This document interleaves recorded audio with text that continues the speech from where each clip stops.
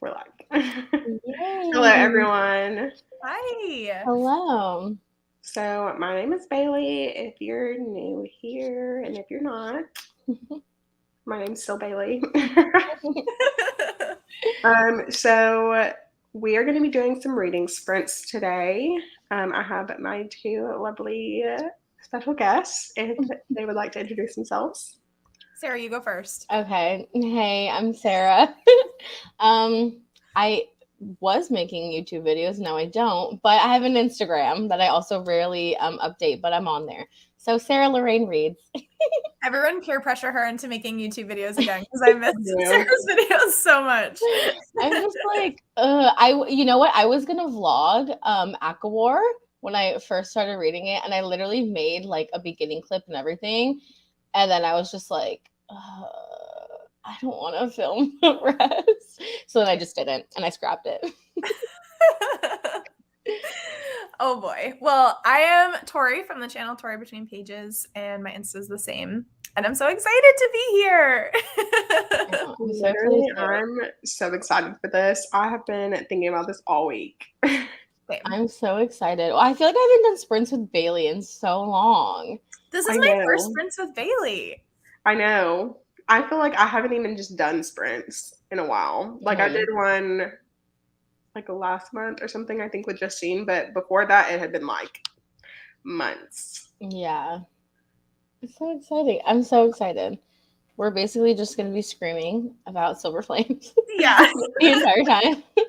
So is that what both of y'all are going to be reading? Yeah, we need to finish it. We're going to finish it today. Yeah.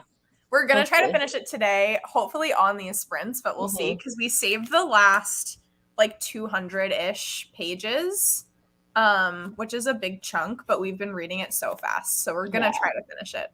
Wait, how is your copy black? I don't know. What do you mean? Like, does it have this cover?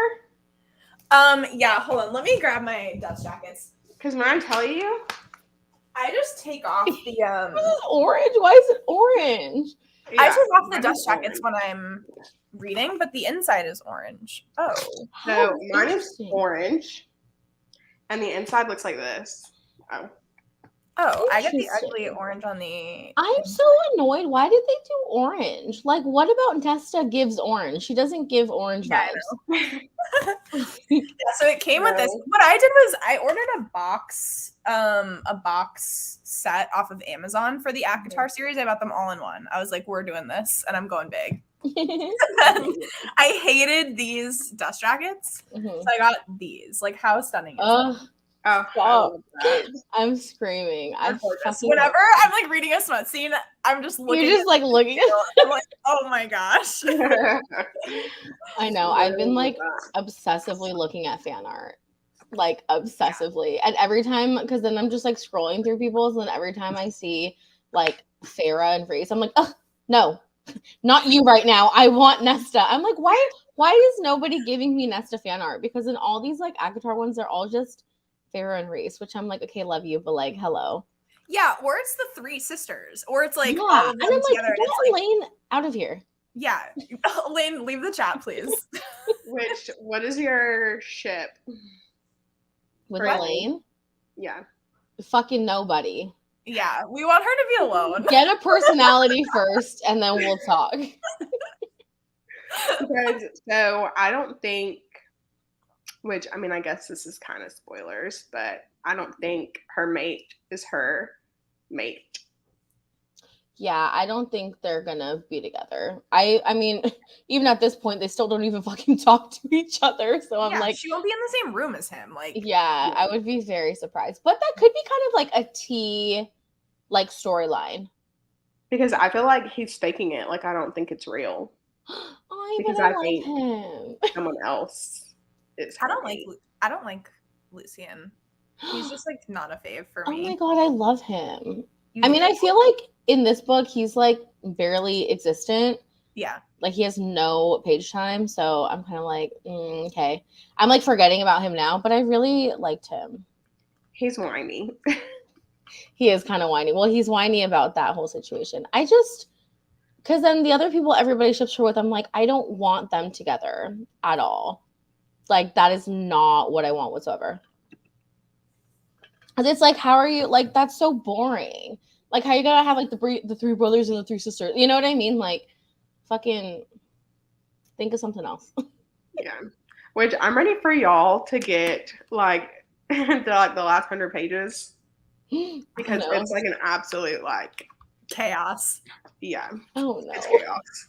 Literally. I'm stressed. Sarah, that's literally what I said. I was like, I'm know. so stressed for the last, like, 150 pages because in true Sarah J. Maas fashion, it's just absolute chaos. Literally. Yeah, because you're getting there and things are starting to seem like they're going to kind of wrap up. And you're like, okay, but I still have, like, 100 pages. Like, what could happen? No. Oh, I don't like that. Yeah, there's a lot that happens. Oh, no. So I'm Does it end on a there. cliffhanger? I don't remember. Because, like, we don't know when the next book in this series is being released, do we? It'll be probably at least 2 years from now because the next one that she's going to release is Crescent City 3. Right, yeah. Are you serious? I thought she was going, like, back and forth. Like, I thought she was doing... Because she did the first Crescent City, and then she did this one, and then and then she did Crescent City 2, and I thought she was going to do the next one for... Like, I thought she was going back and forth. I mean, I probably made that up in my head, but... Well, and I think because of the way that that Crescent City, or, like, Hostap ended... That's true. She kind of needs to do another Crescent City. She kind of needs to... Yeah, because I heard that those events take place 6 to 8 months after the ending of this. Interesting. Interesting. Okay. And so then we'll probably get the next ACOTAR book after he lays down some stuff. Yeah. In that one. Juicy. But I also heard that she is already done with it and that it's off at the editor. I need that. I need that ASAP. And I'm going to need her to put some better smut in there. Because literally, because honestly, I feel like the first, like, books of ACOTAR, like, they were not very smutty at all. Like, they were, like, little spicy-ish moments, but they were, like, so tame. Like, it was like, okay, what is this? And then, so, like, the first real, like, smut I read from her was in Sky and Breath. And I was like, this is what she's giving? Ew. And then I read this one, and I'm like, fucking 10 out of 10. Yeah, because, I don't know. Because I know she started ACOTAR as, like, a young adult. It was marketed as a young adult. Obviously, it's not anymore. Definitely not. But it was. Yeah. I don't know. The smut in this is tea, though, and I'm obsessed. Yeah, obsessed. So I wasn't expecting it. Mm-hmm. Yeah. I don't know what I'm going to be reading. So I know, because you just finished your book, right? The people in the chat, whatever you're reading, let us know. What are your options? Okay, I brought... Oh my god. I love it. A stack. Okay, so I have Wayfarer by Alexandra Bracken. This is the second book in the Passenger series. I'm, like, on page 127 or something, so not super far into it. Are you liking it? I did not like Passenger, but I'm reading this for a video, so... It has to be done. Yeah. And then I have A Strange Dreamer, which I am currently on page 315. So pretty, like, decent way in that I would like to finish. Maybe. And then I have Zodiac Academy, Ruthless Fae, which is the second book. That Justine started last night, and I was supposed to start last night with her, but I didn't. So... You see, which one, like, well, you haven't started that one, but, like, which one are you, like, enjoying more? You think, do you really like the Zodiac Academy series? Yes, literally, it gives me everything that I need. Oh, you should read that one then. Yeah, Bailey, I was asking her about it, and she was like, it's like, you need to read it. It's one of the best things ever. And it's giving... I was like, okay, I need to read this immediately, but I need to finish A Court of Swords first. Yeah. It's definitely, like, it's not, like, top tier literature, but it gives. Like, if you know what to expect when you're going in, yeah, it's good. Oh my god, I love that. I need to read it. But aren't they like super long? Yeah, they're really long. Yeah, I I remember think this Nikki one's like read it. 450 pages, and this one Okay. is like 533, Oh my god. 30, yeah, 533 pages. That's so big. But they read so quick, Yeah. and they're so good and juicy. They're so juicy. I love that. I But know. I I'm like, maybe I need to read them too. I might read that after this because, like, I feel like A Court of Silver Flames is putting me in a downward smut spiral. Like, I just don't want to read anything else but smut after this book. So I started reading A Million Kisses in Your Lifetime, like, at the same time as this one, and I'm almost done with it. It's also like a 500-page, just like smut book, like a Grumpy Sunshine, takes place in a prep school, like smut book, and I've been loving it because I was like, I need something at the same time as Silver Flames, or else I'm just going to go into a reading slump. So I'm gonna finish that one. I'm like 75% of the way into it, and then I think I'm gonna jump to Zodiac Academy. So Sarah, if you want to read it. Oh my god, I'm down. No, I'm literally the same because I was like, I knew, because that's also why I didn't read ACOWAR like until a year after I read ACOMAF, because ACOMAF put me in a fucking slump, like so bad. I literally did not want to read a book like at all after that. So I knew I was like, I'm gonna be in like the worst slump ever for a fact after this book. So I'm like halfway through The Deal by Elle Kennedy.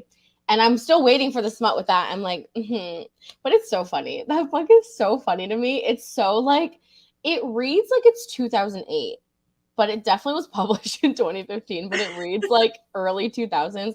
And it's so funny to me. It's a time. I think that was one of my first like smuttier books. Like, so obviously I told you about that vampire series that I started when I was in like 9th grade. It's called like Vampire Awakenings, and it was like my first like adventure into like adult whatever. And so I've been reading that, and then I'd seen, I think, Madison talk about it and like on her channel, and I was like, okay, gotta read it. And I literally devoured it, and I read it twice. Like, I've read the whole series twice. But y'all are making me want to read it again. I love that. I know. I'm just like, I feel like I get in these moods where I just want to read like Kindle Unlimited books. And well, that's literally Bailey's whole year. No, I'm taking a break until at least Monday. Well, obviously, because I'm going to need some therapy at work, but I'm taking a break because after the last one, I need a break. I need a break. I wanted to ask you about, you recently read The Dark One. Yes. What did you think of it? Because I want to kind of add it to my want to read list. So it was pretty good. They're very short. So have you read The Never King? Did you read that one? Okay, so The Never King is the first one, and it's basically a reverse harem Peter Pan retelling. Juicy. Yeah. Yeah. So basically the premise is every like 18 years or whatever it is, Peter and like 3 of his like lost boys will go and take the next darling. I'm dead. And then they all just like have an orgy together. Well, no, but oh darn. Yeah, it's like different with Winnie. Her name's Winnie. Interesting. I've been seeing The Dark One everywhere, and when I saw that you read it, just this month, I was like, I need to ask her about it. Yeah, there's some questionable content in there, like something to do with vines. Oh boy. During threesome, it's questionable. But I'm so dead. Well, who knows? I mean, I didn't think that I would like Cardin's Tale, but like that was a vibe. And like, that's true. I'd seen a TikTok talking about it that was like, you need to read this book, and all I'm gonna say is like talking about that scene, and I immediately knew. I was like, yeah, I know exactly what she's talking about. I'm so dead. Listen, you never know until you try it. Yeah. That's or so until funny. you read about it. But they do end on cliffhangers, so And the third one doesn't come out. The third one doesn't come out until a lot later this year. I think in like September. Let you see. I need to up my Kindle Unlimited game. I just need to go on Bailey's Goodreads and just look at everything she's read, and I'll just choose from there. Well, because I do have them. I do put them in categories for the most part, so you might be able to. I will definitely be doing that. I need to organize my Goodreads a little bit better, but I was on a recent just like smut adding spree to my want to read list. Mm-hmm. So I added Haunting Adeline or whatever that one is. Mm-hmm. The Hallows Boys. That one sounded, I think that one's a reverse harem. And then Her Soul to Take. A lot of just like dark Kindle Unlimited romance. Yeah. I'm like, okay, after Silver Flames, this is what we need. Yeah. I'm so dead. I know. I really need to I want to read a reverse harem because the only like ish vibe of that I got was when I read Lady of Brooksgrave, and I don't think monster romances like that were my vibe. And that book was too long. I was like, you're giving no plot, which is fine because I love a good like mainly smut, no plot. But it was like actually zero plot.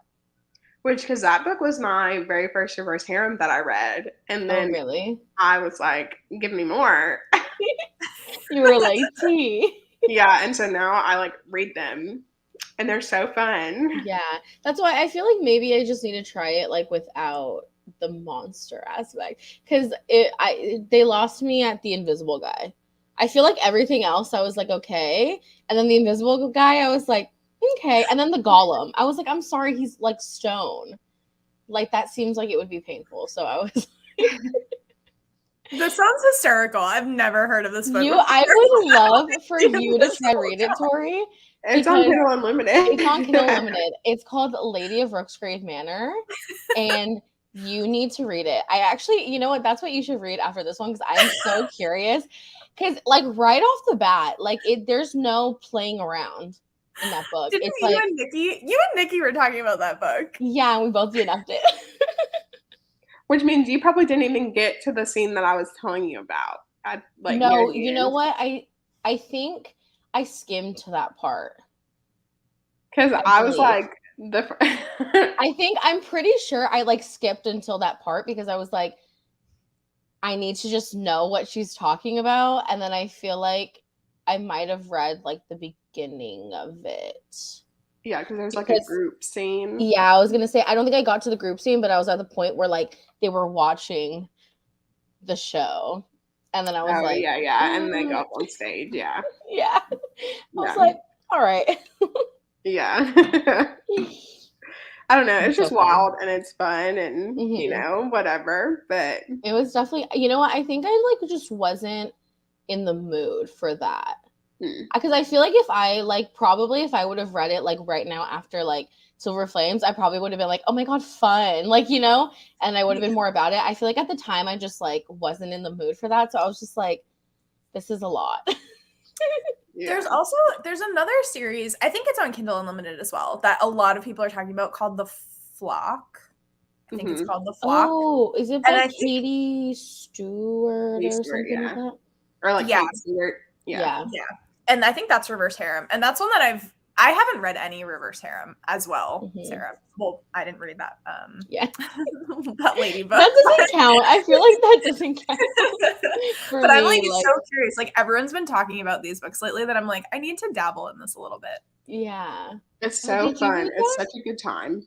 Did you read that, Bailey?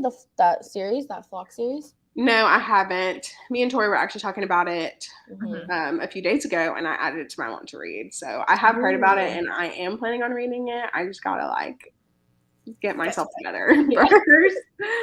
Yeah, I didn't even know that one. Well, I had no idea what it was about, but I didn't know it was reverse harem. I need to start adding all of these, to be honest. What is it called? Flock? Yeah. I think it's called like the Ravenhood series. But yeah, the first book is called The Flock. Juicy. Okay, I'm gonna add it. Because I have been reading some reverse harems recently, and they have been absolute trash. Oh, so really? I don't know. I was in a very specific mood for the type of book that I was looking for, and I was like, it needs to be dark, it needs to be reverse harem, it needs to be it. And it was not giving any of it. You should do like a romance, Kindle Unlimited romance book recommendations video. Yeah, 100%. Have you not done one yet? I feel like it's like actually like blasphemous that like you haven't done one yet. You need to. I feel like that's your brand. Because I'm like, what do people like want to read? That's why you do like all the different. You can do like for beginners where it's like not too spicy, and then you've been reading some wild shit, so I know somebody's gonna. You can do it like in levels. Levels or by tropes and be like, these are that's like, true. You can do like you can do like a bunch of like recommendations for like, because you can make it like a series. So you could do like dark romances, you could do your sport romances, you know, like college, like new adult type romances. I feel like those would be so good because you've read literally everything. Yeah. Half the time people are like, have you read this? And I'm like, yeah. They're done that. So I'm always trying to like find new stuff, and like even if it is like random, like somewhere like no one has even thought to look on the internet. I'm like, okay, sign me up. I love that. I believe that fully. Because like I recently had just read this series called Bound to the Dark. Well, okay, I didn't read the series. I read the first book. And I should have DNF'd it. But I was like, literally, it has everything that I want in it at the moment. Like, it's supposed to be dark. It's reverse harem. It has, like, the breeding kink in it. Like, it's got this and this. Like, okay, sign me up. I'm ready. So I start reading it, and I'm like, okay, the smut was good at the beginning. And then she tried to start adding some plot in there, and I was like, oh, honey, no. No, sis. No.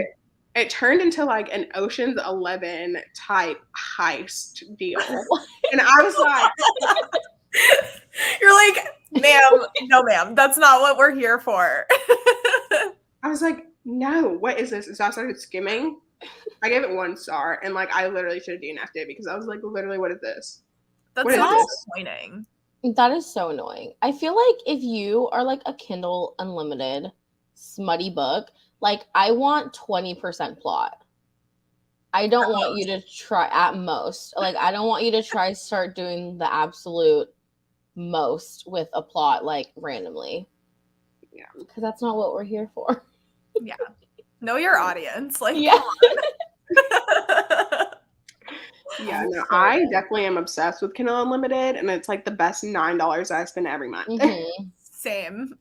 Yeah. Honestly, I feel like now that I'm starting to like read more romance and stuff, because like before I had Kindle Unlimited, and I think like I kept like canceling my subscription because I was like, I don't read like romances like that. Like I wasn't doing that, and then now I'm just like, it's just so fun. I just like will scroll through, and I'm like, ooh, what do they have?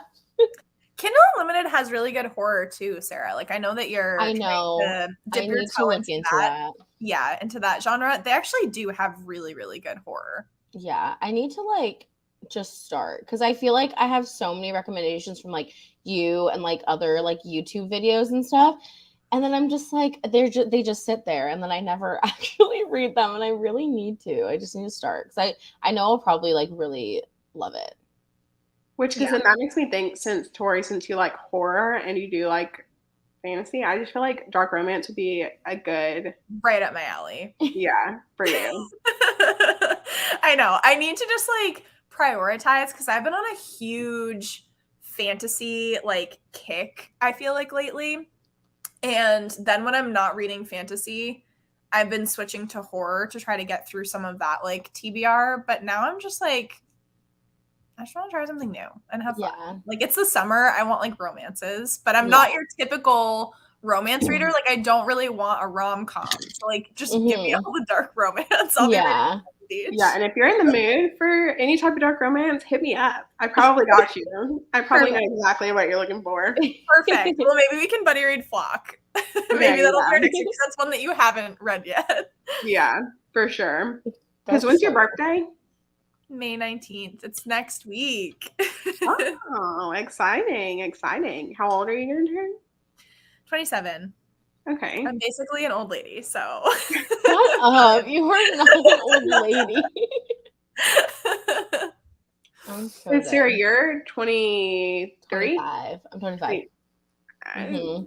Yeah, I know. I act like a child. I'm sorry. I thought you were the same age as me. I didn't Mm-mm. realize you were older than me. Yeah, I'm 25. Because I'm 25's a good year. 23. 23 is also a good year. Nikki told me that I give off 23-year-old energy, and I was like, that's fine. Yeah, I didn't think you were going to be 27. I feel like you give off vibes that you're the same age as me. Like, Perfect. I feel like I would have thought that you were like 25. Perfect. Yeah, I feel like I would have thought you were like 25 too. I identify as 25. I love that. I know. I'm like 25. I'm just, when I turned, because I turned 25 in February, and I was literally like, it's just like at like 25, like that's an adult age. You know what I mean? Like when you're still like that, like 23, people are like, oh, okay, like, yeah, you're still like, young, early 25, you're like, oh yeah, like you're a whole ass adult right now. And I'm like, I don't want to be. Big adult energy. Yeah, I'm like, I don't like that. Me getting my first like real tasting of adult, and it's been terrible. Yeah, it's not fun. It's really not. This apartment has literally traumatized me. I'm Your new apartment? Yes. Oh no, why? Well, okay, because I haven't gotten my like new one Mhm. yet, so I'm stuck in the wrong one until I get the new one, and that whole thing just traumatized me. Yeah. Listen, it's okay, because when I first moved out, I moved to Seattle, and we had a moving company, and we literally moved in August, and we didn't get our stuff until the end of October. And they told us we were going to get it like that week that we moved. And like a few of our boxes were missing, a whole mattress was missing. But like you can't do anything about it because you literally signed something that like says like, I don't know, like whatever property is like not my issue. And it was just like a whole mess, and it was a terrible time. So it's moving is one of the worst like adult experiences, to be fair. Like it is just not fun. I have 3 pretty much like cross country, like different state moves, and it's never fun. And like here we didn't have power or internet for I don't know, like a week when we moved in, and I was like, how do people live like this? Like this is first world problems, but I was like, I hate this so much. I'm so dead. Yeah, because I didn't have Wi-Fi for 5 days, and it was supposed to be like Wi-Fi ready. Mm-hmm. Wi-Fi was not ready. Like they didn't even have taps on the building, and I was like, "Hello, what are you doing? Yeah, this is literally your job. Like, what else? What else do you have to do? Nothing, because you're supposed to be doing this." Mm-hmm. Yeah, it's annoying. But hopefully, when I move in like 2 weeks again, then we won't be having any of those problems. Yeah, it'll get better. It's all going up from here. Yeah, that's true. Fingers crossed, because my neighbors are like heavy weed smokers, and you're like, you do you, like, whatever, if you want to, by all means, but I'm not trying to, I don't want to smell that. Yeah. That is so annoying. Do they not have like I go in California, I smell weed, so I'm just like, that's true. I know. That's what, you know what? I do smell it a lot over here too, and I'm like, where are you guys getting this from? Well, because the both two places I literally moved from, both like weed was legal, because I was in California and then I was in Seattle, and so when I came here, I was like, oh my god, what a concept! Like, yeah, people can get in trouble for that. Yeah, because it's not legal where I live. Mm-hmm. I mean, it's everywhere. Cool. Obviously, people don't care, but I'm just like, you do you, whatever. Yeah. You're like, but don't stink up my apartment, thanks. Yeah, no, literally. I'm so dead. I'm like, is it okay for me to have boundaries? Yeah, listen, is it you guys don't have like a no smoking like thing in your like property, or? I have no idea. I don't smoke, so even if we did have one, I probably wouldn't even know about it. Yeah. Because I'm like, I don't know. Yeah. Mine is like no smoking, and everybody still smokes, and it's so funny because literally like we get an email from the leasing office like once a week, and it's like, this is a no smoking property, like don't smoke, and I'm like, nobody listens. No. Okay, how do we feel about doing a sprint? Absolutely, yes. Okay, how are we feeling as far as like, are we wanting like an ambiance type of situation, or are we wanting just like regular old fashioned timer type situation? I'm fine with whatever. Yeah, Wow. whatever vibes you're feeling, Bailey. Okay, we're just gonna go regular timer this time around because I was not prepared for this because I like literally 10 minutes before we started, I was running around looking for this seasoning. Like literally, I could not. Like I went to 2 Publix. Oh, I was Trying like, to- what are you talking What are you looking for? Like I literally, like it was seasoning. Like it's seasoning, and I literally went to 2 different Publix trying to find said seasoning. But what is it? Like barbecue? Yeah, what Like, is It's called Magic Salmon Seasoning. okay, that sounds amazing. Wow, I know. I'm like, can you get it on Amazon? Yes, you can get it on Amazon, but I was like, I need it today. I was like, Amazon doesn't deliver to me for like 2 days because I was on the phone with my mom, of course. I'm freaking out at her about it because, your mom solves all your problems. Yeah. And I was like, I'm trying to find the seasoning. I can't find it. And she's like, well, can't you just order it on Amazon? I was like, I mean, yeah, I could, but it'll be like Tuesday before I get it. And she was like, what? Do they not deliver same day? And I was like, well, some of us still live in same distribution centers. I was like, I can't get it today. I'm so dead. That's such a shame, though, that you didn't find it. Well, I did find it. I went love to that. the second Publix and found it, and they had 6, and I got 2. I'm so dead. You're stocked. I was tempted to get all 6 of them, but I was like, you know what? Let me just let me not. That's what it means to have adult money. You buy 6 of the same seasonings because you're like, why not? Yeah, but they're like $4 a piece. So I'm like, I'm gonna have to look when I go to Publix next. Yeah. Do you have Publix in Nashville? We have Publix and Kroger. Yeah. I know, it's just so interesting because every like state that I've lived in has had different grocery stores. Like none of them have the same grocery stores at all. Mm-hmm. I mean, obviously, like the Kroger brand has like multiple like different grocery stores, so, like they have those, but it's just like so interesting. Which like, not Publix one is of like them. the best grocery store like on the face of the planet because Publix it's so organized and Mm-hmm. clean. Yeah, but Publix it's so is nice. Yeah, it's expensive though. That's why sometimes I'm like, all right, I'm broke. We're going to Kroger. Yeah, me trying to go to Walmart and end up. So I did a grocery pickup yesterday for Walmart, and I ordered some oranges in my grocery pickup. They were like molded and squished, and I got them back, and I was like, oh, and I threw them out. I was like, no, ew, that's so annoying. It was so gross. I was like, literally disgusting. I'm not doing grocery pickup for at least 2 weeks at this point because I'm traumatized. Yeah, I feel like I don't trust people to like pick out my groceries. Like Same. For Instacart and stuff like that. Like I'm like, I don't trust you. Like I can only do pickup if it's like at Target for like toiletries and stuff like that. Same. You know what's interesting? Here they have Amazon Fresh, like a store that you actually go in and like you don't have to necessarily like pay, to my understanding. You just like put things in your cart and the cart like scans it for you and then like it charges your Amazon account. And I was like, what a world we live in. Yeah, it's wild. Experience it. I haven't got in there yet. You should. They have one like that in Seattle, obviously, because that's where Amazon is. But yeah, it's like so interesting. I'm like, it's so insane. And then they even like, I think they have like, I don't know where, probably in Seattle, but they have things where you can check out with like your handprint, I think, or something. It's like really crazy. Wild. Yeah. Okay, sorry. I'm trying to figure out the timer because like I said, I was not prepared and I was not ready. Oh, no worries.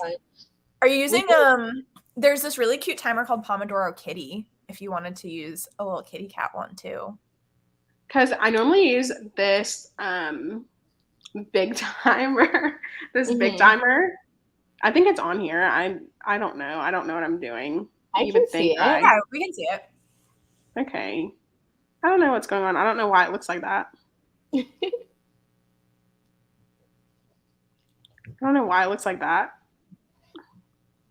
With Hello? the like ads. Do I know how to work computers? Not like I just got a degree in computer stuff. You don't have to use a timer. We can just do like read to this time or something. I wonder if I can try. If you'd like, I can do it too. I can do Pomodoro Kitty.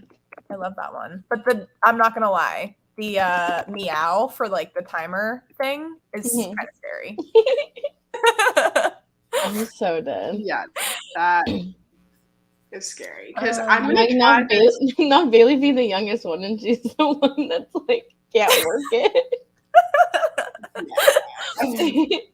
Because so Nikki had this cute little like ASMR type one. Yeah.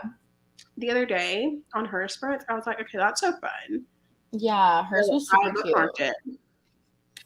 How long do we want the sprint to be? I don't have a preference. I mean, to be honest, I'm obsessed with this book, so it could literally be like an hour-long sprint, and I'd be like, perfect. So it's whatever you guys want to do. Because we can do like 40 minutes. 40 minutes. Bailey, you just have to add the screen to. Okay. Now we're gone. Hold on. Oh yeah, we're gone. Okay, perfect. Okay, do we have a preference with the background color? Oh my god, these are all so cute. Oh, that's cute. Oh my god, stop. I don't know. Fun. These are all adorable. We can change the color of the kitty cat. Oh my god, let's make it a black cat. That's cute. Okay. Black cat with what color eyes? Blue, green, orange, or yellow? Oh my god. Let's do green eyes. Yeah, do the green. Oh, that's so cute. That's so cute. Okay. And then preference on background color. Bailey, what's your like that? The purple? Yeah, that's a vibe. Let's do the purple. This one? Okay, perfect. Perfect. Okay. Cute. We'll start. Yay. Yay. Okay.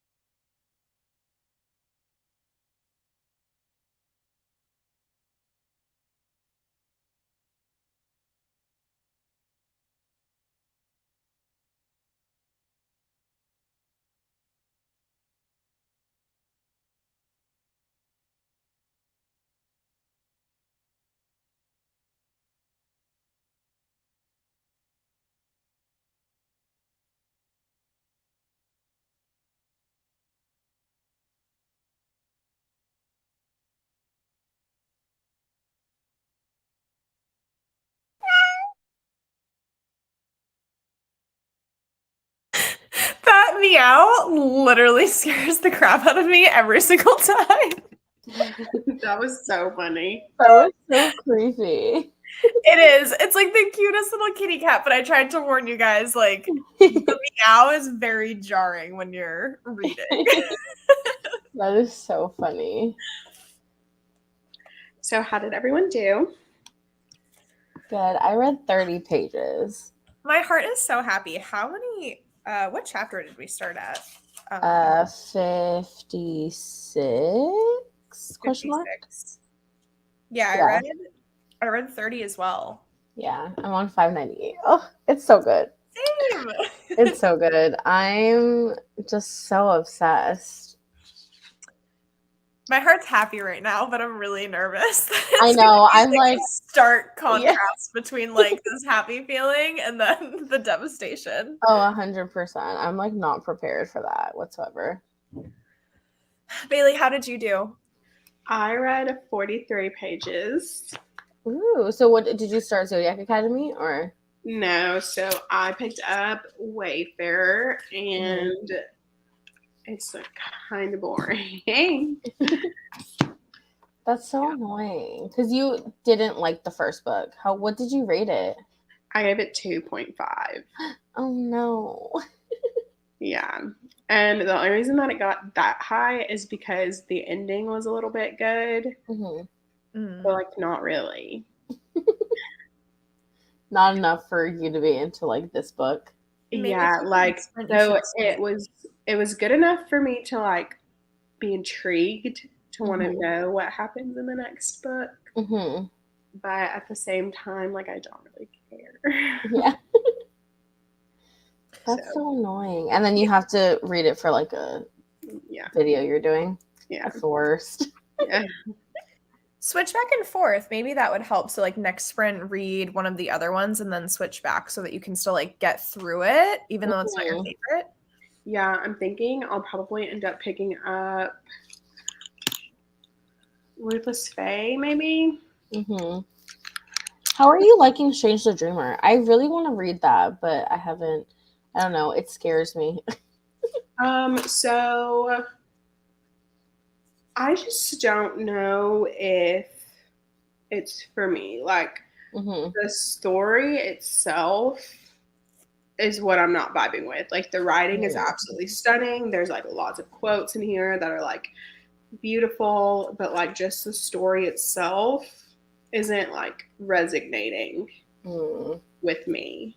Yeah. I don't know if it's just because I'm in like a different type of like reading era than I used to be, but it just like, yeah. Because like I have like a bunch of tabs in it. Like I have tabs in it from like all of the absolutely stunning quotes. And like I have been highlighting and stuff in it. So I mean like there's stuff in here. Like there is good stuff. Yeah. It's just maybe it's the world. I don't know. It's just not hitting. That's a book that I've really wanted to read for a long time. And one of my friends, Mandy, is like, you need to read this book. It's like one of her favorite books. And she probably wants to strangle me because every month she's like, are you going to read it? Are you going to read it? And I'm like, I'm so sorry. But I feel like I'm like nervous about it too. Like, I don't know. Everyone says that it's top tier, like so good. And that kind of scares me from it. Because then I'm like, well, what if I don't like it? You know? Yeah, 100%.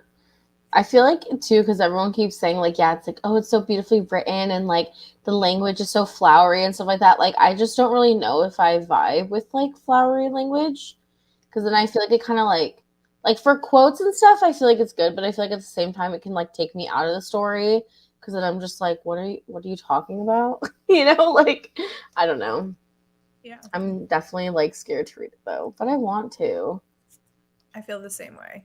Yeah, there's like there's some really really good quotes in here, like the dream chases the dreamer, not the other way around, and like just like random like really good quotes. But I don't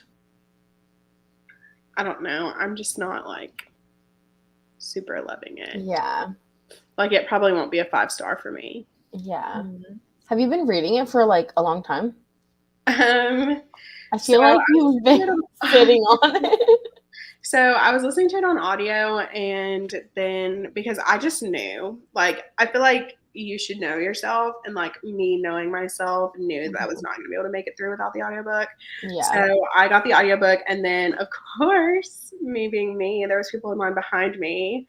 So I had to give it back before I finished it. And so I was waiting for the audiobook to come back. Thing. I've never heard of anyone else doing that, but if I see that people are waiting for it, I'm like, maybe I should give it back.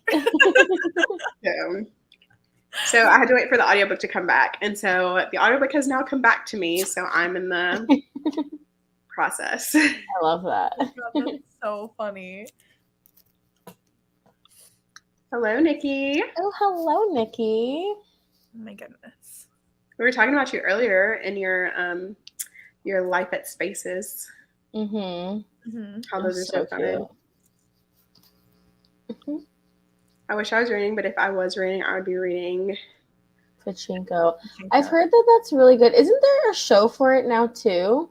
Yeah, they're coming out with a show for it. It's like a really beautiful book that's about I'm just gonna say an Asian woman because I don't remember what like ethnicity she is, but it's about like her entire life. And it's supposed to be like a really, really beautiful, I think it's like a literary fiction. Yeah.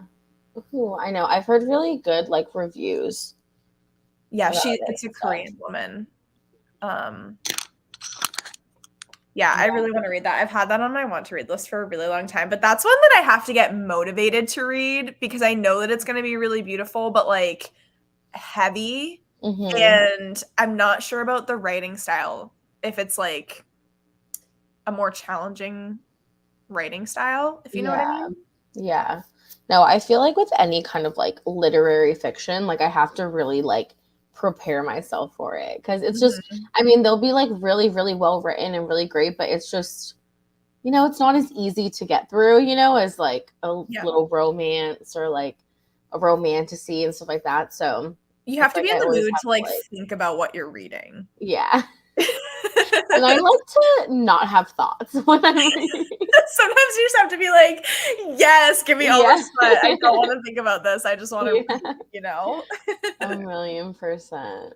Oh, she said 4 generations of the same family. Ooh.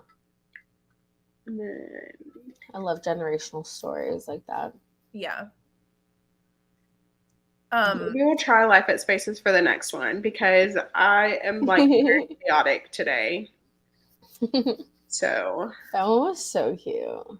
Oh, Nikki, listen, be a good nugget and study. I love that for you.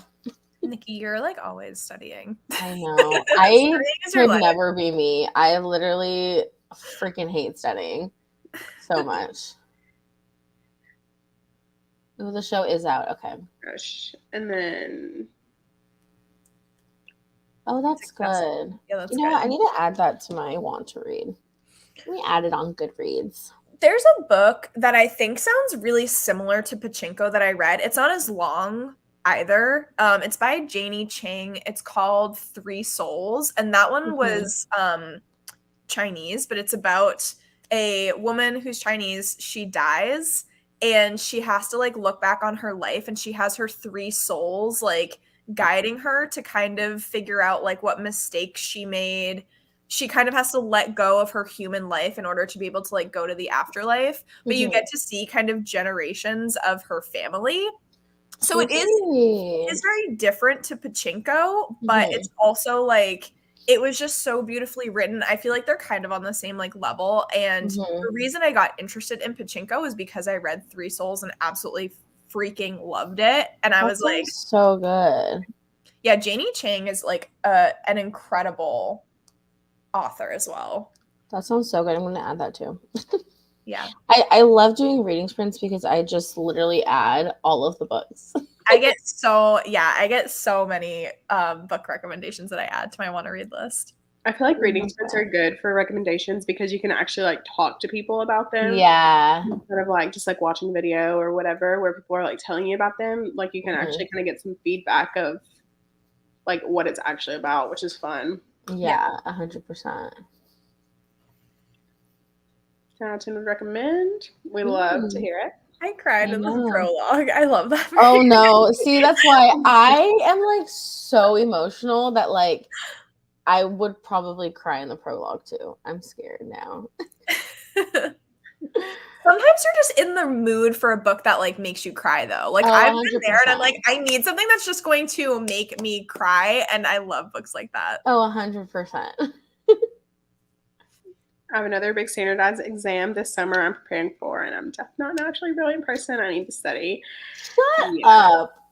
No, Nikki is so intelligent. Like, just like, even when she just like speaks, she just sounds like so smart. Yeah. Yeah, I definitely agree. Yeah, Nikki, shut up. You're wrong. But that's so good. I freaking hate studying. Yeah, I'm actually going back to school. But so I get to take the next year off though, so I can. That's good though. Like, read a lot. Have a little break. Yeah, because I'm basically just gonna save up money to go back, so that way I don't have to do like loans or anything. Yeah. Bailey, so you recently got your master's. What did you study? So I actually just got my it wasn't a master's, it was associate. Oh. Yeah. Congratulations, by the way. You like just recently graduated. Thank you. So it is in computer information systems with a concentration in cybersecurity and IT. Gotcha. So the fact that I can't even bring up a screen. Everyone has their struggle days, okay? It is okay. No, I think I was so just distraught about the seasoning that I just can't even like concentrate. It just like threw your whole day off. I know. Because I was like, yeah, I'm gonna run a Publix real quick. I was like, it's 9:30. I have like an hour to like run a Publix real quick and get what I need to get, and I'll be back. That is so funny. I'm literally gonna look it up right now. What is it called? Oh, it's called Magic Salmon Seasoning. So, like, do you just put this on salmon, or do you put it on like? No, you can put it on whatever. It's really good on salmon, obviously, and then if you put it on chicken, it's really good. You can put it in rice. So good. With this little man with this hat on the front, that is hilarious. Yeah, Chef Paul. Chef Paul. Yeah. Interesting. I 10 out of 10 recommend it, but do not buy it because I need it. You need all of them. Yeah. No, I'm just kidding. But it's really, really good. If you like salmon, then I highly recommend it. It's so I love salmon. I just love seafood in general. Same. Wow. Okay, I'm definitely gonna buy this. Oh my god. Everyone's like, best seasoning ever. Yeah, it literally is. It's the best seasoning ever. I'm so dead. I've literally never heard of that my entire life. Okay, I need to buy it. Probably because I never have any in stock. That's true, because I've literally never seen it before. Like because I went to the first Publix and it was not, and I like even like bent down. I was like looking in the back to see if it was like hiding, and it was not there. And I was like, okay, there's another Publix that's like 10 minutes away, so I'm gonna like risk it for the biscuit and drive, and hopefully I can make it back in time. That's so funny, and you did. And look, I did. Perfect. So, but no, I'm just feeling like chaotic. So yeah.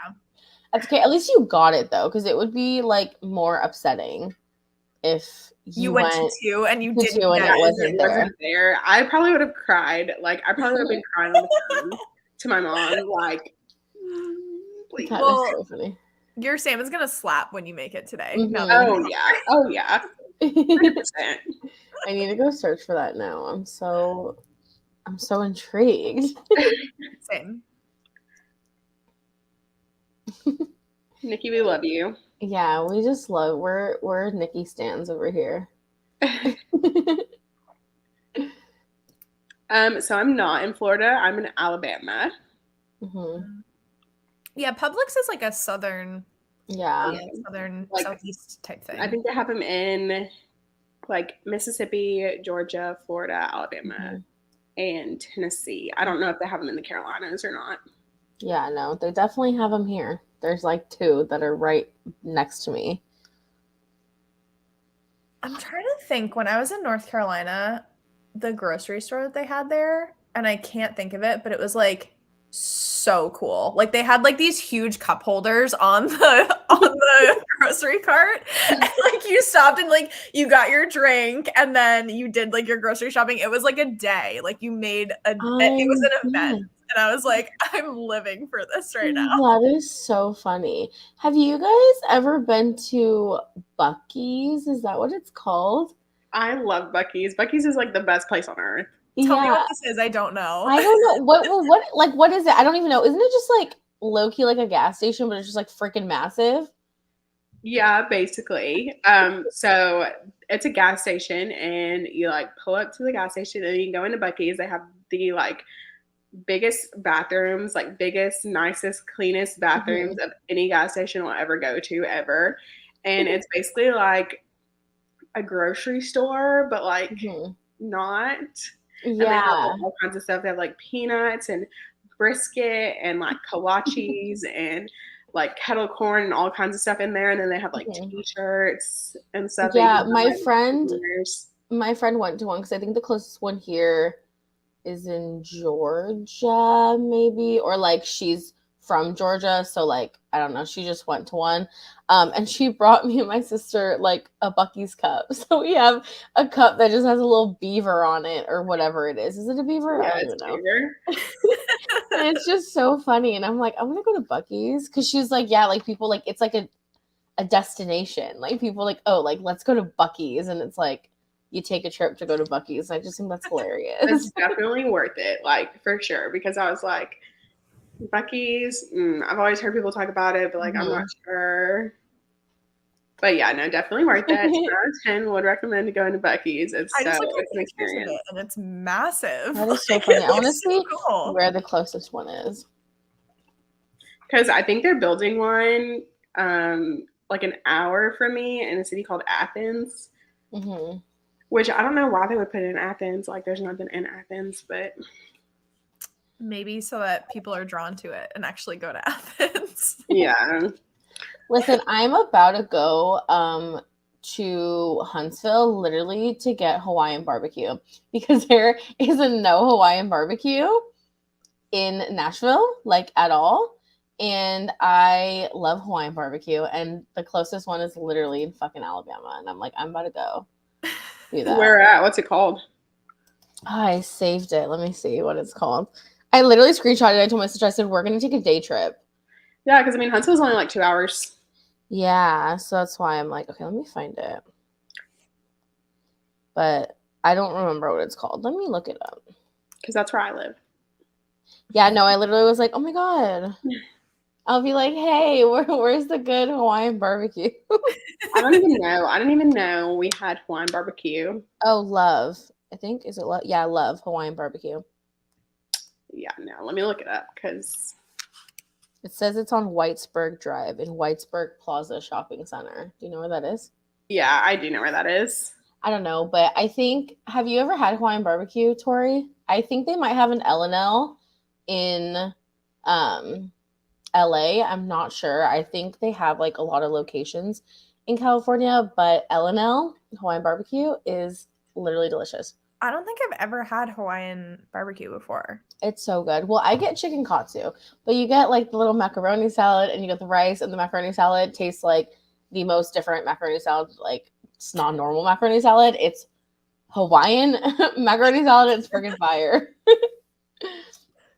And I used to have that all the time in California, and then they just don't have it anywhere here, and it's really hurtful. Nikki said grocery stores in the mainland are such a treat. They're so fun. I forget that like we're mainland. I know. It's like so when people on islands are like, yeah, going to the mainland. I'm like, what? What? Going where? It's so funny. Oh my gosh, these pictures of this Hawaiian barbecue. You said Ono, right? What? Like what it's called? Oh no, it's called L&L. But I don't know if they have that in LA. But they definitely have a bunch of stuff in LA, so. Yeah, well, I just looked up one that's called Ono Hawaiian barbecue, and it looks amazing. Yeah, you should go get that. I'm about to put everyone on Hawaiian barbecue who has not had it before because it's fantastic. Literally so good. Well, there's nothing here in the South but literally like barbecue and like chicken. I've never eaten so much like chicken wings in my entire life than I have living here in Nashville. But then there's also like soul food too, if you can Yeah. find a good place. It's just a lot of Nashville hot chicken. Yeah. Nashville's cool though because there's a lot of like independently owned restaurants. Like that was one thing that I really loved. I just went there for like a weekend, but it was kind of a similar vibe when I was in St. Louis, and then when I moved to Nebraska, it was all just chains, and I was like, ew. Like, such a step down. Yeah, that's true. There is like a lot of variety. And then it's nice too because there are still chains though that like aren't too far. Cause like when I was in Seattle, all of the chain restaurants were like super like outside of the city. Like it would be like a 30-minute drive if I wanted to go to like freaking Chili's or something, you know, like, and so sometimes, you know, like a bitch just wants Chili's, you know, like I'm not trying to have like a whole thing. So I feel like Nashville's good because it's like not too far, but then there's still like a lot of like good not chain places. Yeah, because that's kind of like around here because they're getting like, so we're in the process of becoming like a major city. Oh, really? Yeah, like the construction nonstop, like the amount of like apartments that are being thrown up everywhere, like it's ridiculous the rate that our town is like growing. So I'm sure before long it'll be like nothing but chains. Oh, 100%. That's so crazy. It's just crazy to like how much like I feel like the South is growing so much now. It's very interesting. Yeah, it's a lot cheaper to live down here than it is other places, but it's still ridiculous at the same time. Yeah, I know. It's really funny because like I mean like San Diego and Seattle are so expensive that like when we came here, the apartment that we have here, me and my sister were like a steal. Like this is such a good price for like 2 bedrooms, whatever. And everyone's like, that is so expensive. Like you are paying so much money. And I was like, no, this is a steal because it's like this would be like honestly double in like San Diego. It would just be like so expensive or like just unheard of. I'm like, nope, I'm living my best life right now. Yeah, I know like my size apartment that I have would probably be at least $2,000. Oh, for sure. Somewhere else. For sure, because this is a pretty big apartment. Like it, I mean, especially for one person. Like it's low-key kind of massive. Yeah. I know, Tori. I was gonna say, how are you like feeling about like the change in cost of living? Because like you're in Nebraska before, and LA is crazy expensive. LA is fucking crazy expensive. Like it's the most expensive place that I've ever lived. Like even when I was in like Massachusetts and New Hampshire, like Massachusetts is known to be pretty expensive too. But like St. Louis rent was cheap, like $1,400. We had a 2-bedroom apartment. Yeah. Then Lincoln was like pretty similar, Nebraska, and then moving out here, we were looking at apartments for like $1,900, like 1 bed, 1 bath, $1,900, crap hole, like cockroaches, and we were like, absolutely not. So we, our rent is mad expensive. It's like $2,300, and we have a 1 bed, 1 bath. But that was like worth it for us because there's some really sketchy neighborhoods and stuff in LA. So we were like, safety. Like, I just want to live in a safe place where I can like walk my dog down the street and not have to like have my pepper spray with me. Like, 100%. So it was worth it. But like, it is really, really crazy. And thankfully, I work from home, so I don't have to deal with like traffic. Because gas is mad expensive. Like, that was a shock. We drove as well. We drove from Nebraska out here. And once we hit Nevada, it was like $6 a gallon from the $2.80 that we were paying in Nebraska. And I was like, whoa, no, man. The gas is horrible in California right now. Like my mom tells me all the time, she's like complaining all the time. She's like, it just keeps getting more expensive. And I'm like, yeah. Yeah, because gas is like $4 down here. Yeah. Right now. Yeah. So I'm like, I'll walk. And I'll work from home so I don't have to drive. Listen, the good thing is that like LA is super walkable. Like you can literally walk anywhere you want. Because like that's the thing that I'm struggling with here is that like Nashville's not walkable at all unless you literally are like in like the Downtown city. And like I live like 10-15 minutes away from like downtown. So like I'm still close, but like I'm definitely in more of like a residential area and I can't walk anywhere. And I'm going insane because I'm like, I share a car with my sister. So like when she has the car, like I literally can't leave unless I like Uber somewhere. And I'm like, oh, it's so rude. Yeah, I can't walk anywhere. Like I literally cannot walk anywhere. If I want to go downtown, I have to drive. And if I want to go anywhere, I have to drive because I cannot walk anywhere. Like there's nowhere to walk unless you're walking like in ditches. Literally. You have to like walk on the street. Yeah. There's a bunch of people in LA that have like those like scooters, and we saw someone last night. We were driving home from Target, and they like this guy just had like pimped out lights on his scooter, driving on a main ass road, like on the side of the road, and I was dying laughing. But I was like, dude, I feel you. Like, don't pay for that gas. Just get your electric scooter, have your lights so that people see you. Like, dead. I love that. That's so funny. Do we want to do another sprint? Yeah, let's do it. Okay, what kind of vibe are we feeling? I love a good city vibe since we were talking about it, but yeah, I love a city vibe. Okay, how do we feel about a nice rainy Los Angeles? Perfect. Rainy Los Angeles, that is rare, but a concept. Okay, let's see if I can put my degree to use at this point. That is so funny.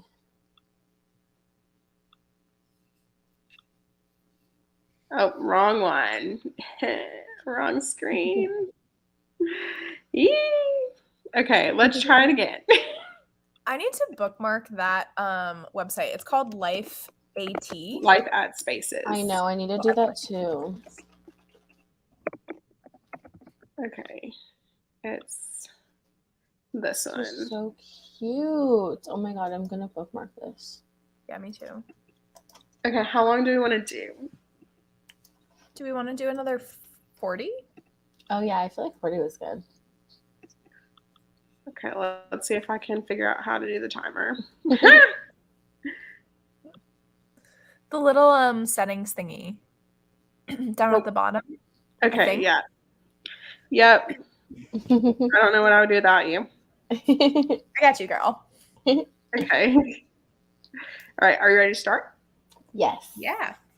All right, happy reading, everyone. Yeah.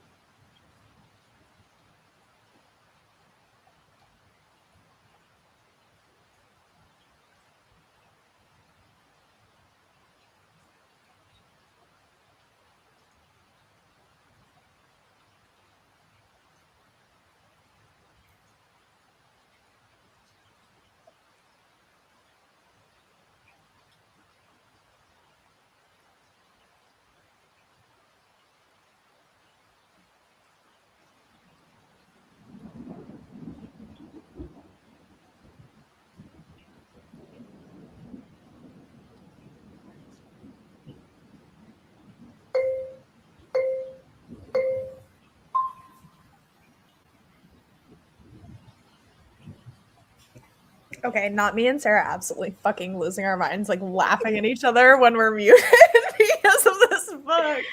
I was literally going insane. Wait, let me figure out how to turn the the sound off. Just so stunning. I Stunning. was underlining entire like paragraphs. It was. Where are me you guys too. at? What page are you on? I stopped at chapter 62, so page 634. Yeah, I'm on page 630. So Oh, I'm a couple pages ahead. But yeah, stunning. It was just winter solstice, so we like read that part. Yeah. That starfall chef's kiss, beautiful part. I know I haven't gone to the starfall yet, so I'm like, Sarah, you've read page 629, right? yes, I'm on 630. Like literally where the page break is. I stopped at the page break. I have to read this quote. It's on page 629. And the music, and she had music in her heart, a song made up of Cassian's voice, of Gwen and Emery's laughter, and of her own breathing as she went down, down, down the stairs. I was like, I literally chills. I also highlighted that. I was like, absolutely, thank you. I like am actually just so in love with this book. Like, it is 1,000,000% my favorite out of like this whole series. yeah, I love it. Also, okay, I have a question for you guys. So when they were doing the what's it called? It's not called Christmas, but like it's Christmas. Yeah, the winter solstice or whatever. Winter solstice things. I don't know why. I just had a moment. When Farrah gives Cassian like the painting and he like breaks down or whatever, where are you guys on the argument that Farrah's actually a really bad painter and they all just pretend to like love her paintings? I wouldn't be surprised, to be honest. I don't know. Like, I want to believe that she's a really good painter. What? Is but that a I thing think that people like theorize that she's actually a bad painter? Yeah, people are like, she's actually like really bad, and they all just like pretend that she's good. And then there's like fan art of her like paintings in the cabin that like, you know how she painted all of their eyes? They're like, you know, like bad paintings of eyes, like childish paintings. So funny. Why is that a thing? I think it's so funny, but I want to believe that she's actually like a good painter. Literally, I'm so ready for y'all to get to chapter 63. I know that's like the next chapter, but stop. Yeah. Don't say that. Oh no. It's a 2-page chapter. It's a 2-page chapter. Yeah, it's literally this long. The short chapters are the worst because then that's when like terrible things happen. Yeah. Stop. Yeah. Orange, shocking. Yeah. No. Yeah. I'm so scared. Okay, you don't like my heart's going pitter-patter. I'm really stressed. So I'm ready for y'all to get there. So that way, because we'll be here for that. That's horrible. Okay, then when we start, I'm gonna need Tori to just hang out on her phone for like 3 minutes so I can catch up to her, and then we can read it at the exact same time. Okay, all right, perfect. We'll do that. I feel like within the next sprint, or maybe the next 2 sprints, like we're gonna finish this book. Maybe 100%. Next sprint with how fast we're like 100% these last pages. 100%. Yeah, because after page 647 to like the end, yeah, y'all are gonna be like flying. Stop! I'm flying. Like, what page am I on? Oh no, I don't like that. You're on like 630. I'm on page 630. Yeah, so like 647 is when like shit really hits the fan. Oh my god. I am terrified. I have like so much anxiety right now in my body. Yeah, me too. Because y'all were just at winter solstice, so like everything was going good, That's right? What I'm saying. Fuck. I'm scared. I know. I'm saying a little fucking prayer right now. Jesus Christ. Haley, how did you do? And what did you end up reading? Did you stick with your same book? No, so I ended up picking up Ruthless Faye, and I made it to page 33, and I'm sitting here like trying not to cry because I feel so bad for them. Oh Like, my gosh. I feel so bad for them. And like, because the ending of the first book was like insane. Really? Like, Juicy. like if you're triggered by bullying, then I do not recommend this series at all. Oh no. Because the ending of the first book Are people so had mean? me shocked. Oh no. Like I was ready to cry for them. That's terrible. I would probably cry then. So we're all at really emotional parts in our books. Because I'm like, I feel so bad for them. I'm like, it's so sad and like, oh. But it's so good though. Don't let that discourage you. I know. I think Nikki has read she's read like a lot of the books. Not a lot, maybe 2, 3 of them.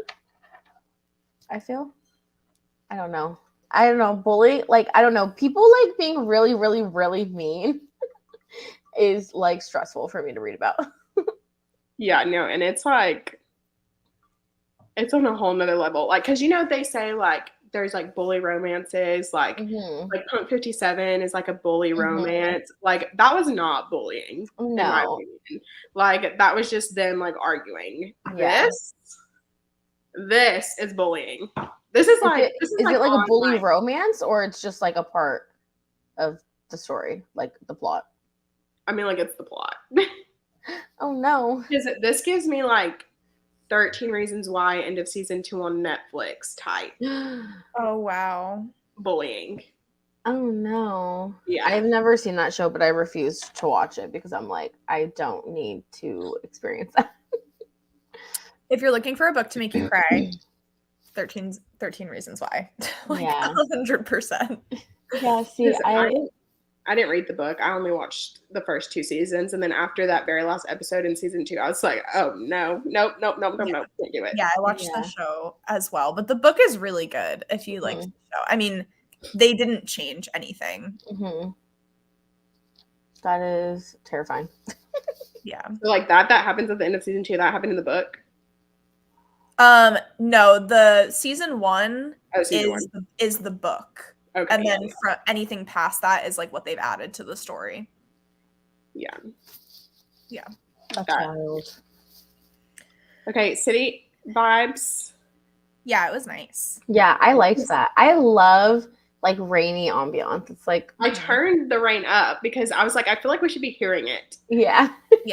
No, I thought it was great. But then I was like, I hope it's not too loud. No, I liked it. I was like 10 out of 10. Yeah. Okay, good. Love those vibes. Hello to Zach or Casey. Hello. Pretty sure it's Zach, but could be either.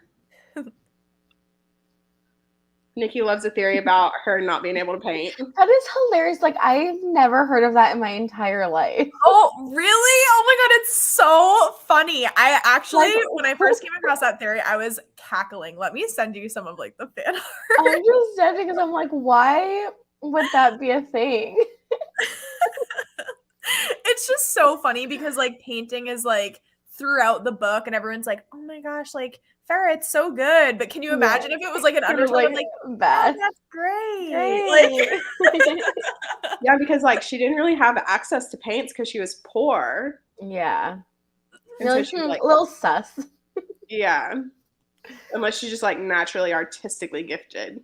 Yeah. Right. That's so funny. Well, I'm just like, okay, well, she's a painter. Nesta's a dancer. I'm like, what is Elaine? She fucking is a gardener. Like, I'm like, you really gave this bitch like the most boring trades ever. Which I have seen a theory that Elaine is actually gonna become like High Lady of Spring Court, but not through marriage. Ew. I don't want to be High Lady of anything. Just ew. What if she's like secretly like diabolical?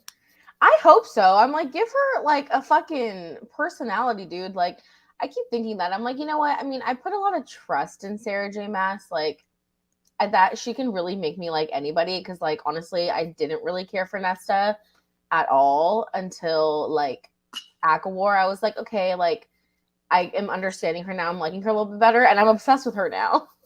Did you find the fan art? I'm trying to look up to send you something, Sarah, about like Farrah being a bad painter. And someone wrote, if Farrah is really bad at painting, then I hate that Reese won't be able to tell the difference between Nick's and Farrah's artwork. That's so mean.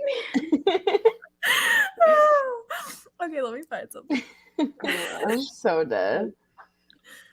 And then Nikki also said, so excited for you guys to read it. I'm also very excited for you guys to read it. Like, yeah.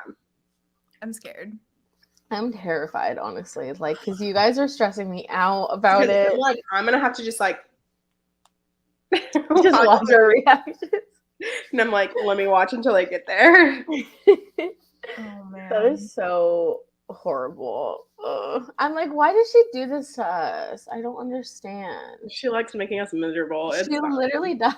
Mm-hmm. I'm like, what have we ever done to you for you to freaking do this? Which I want to reread Throne of Glass. I really want to read that. I'm like just gonna have, I told myself that I'm gonna just have like a Sarah J. Maas year. Like this is the year of Sarah J. Maas for me. Because after this, I'm like, I need to read Throne of Glass. Have you read it? Yeah, same. No, I haven't read it. And I want to, but like it's so intimidating to me to start a series when I know that there's like, what is there, 8 or 10? It's like a lot of books. There's 8. 8, yeah. Like that's really intimidating to me because I know it's going to take up so much time. And I know that I'm going to want to read them like one after the other so that it's fresh and I don't like forget anything. But then it's like, there's so many other books that I want to read. Yeah. I'm probably going to do it like one book a month because like that's what I did when I was going through like the Shadowhunters series because like that like are like the entire like multiple series because I was reading them all in publication order. And so I think it took me like a year and a half-ish, but I just did like a book every single month. And then it was like nice because then it like gave me time to like miss the characters, you know? Because like the Mortal Instruments, I'm like, do not love that one. But like the other ones are really good. And so, yeah. So I'll probably do that with Throne of Glass because I'm just nervous because everyone does not like Air of Fire. I have not heard one person who's like, Air of Fire is great. That's because that's where everything like switches. Oh, really? I was gonna say because everyone like struggles to get through that book. I feel because the first 2 books, like they correlate with the rest of it, but like by the end of it, like you're like, excuse me, what's happening? How did we start there and end up here? Yeah. Plus, there is a little sneaky appearance at the end of Kingdom of Ash. Ooh, sneaky appearance. That's tea. From Reese and Farrah.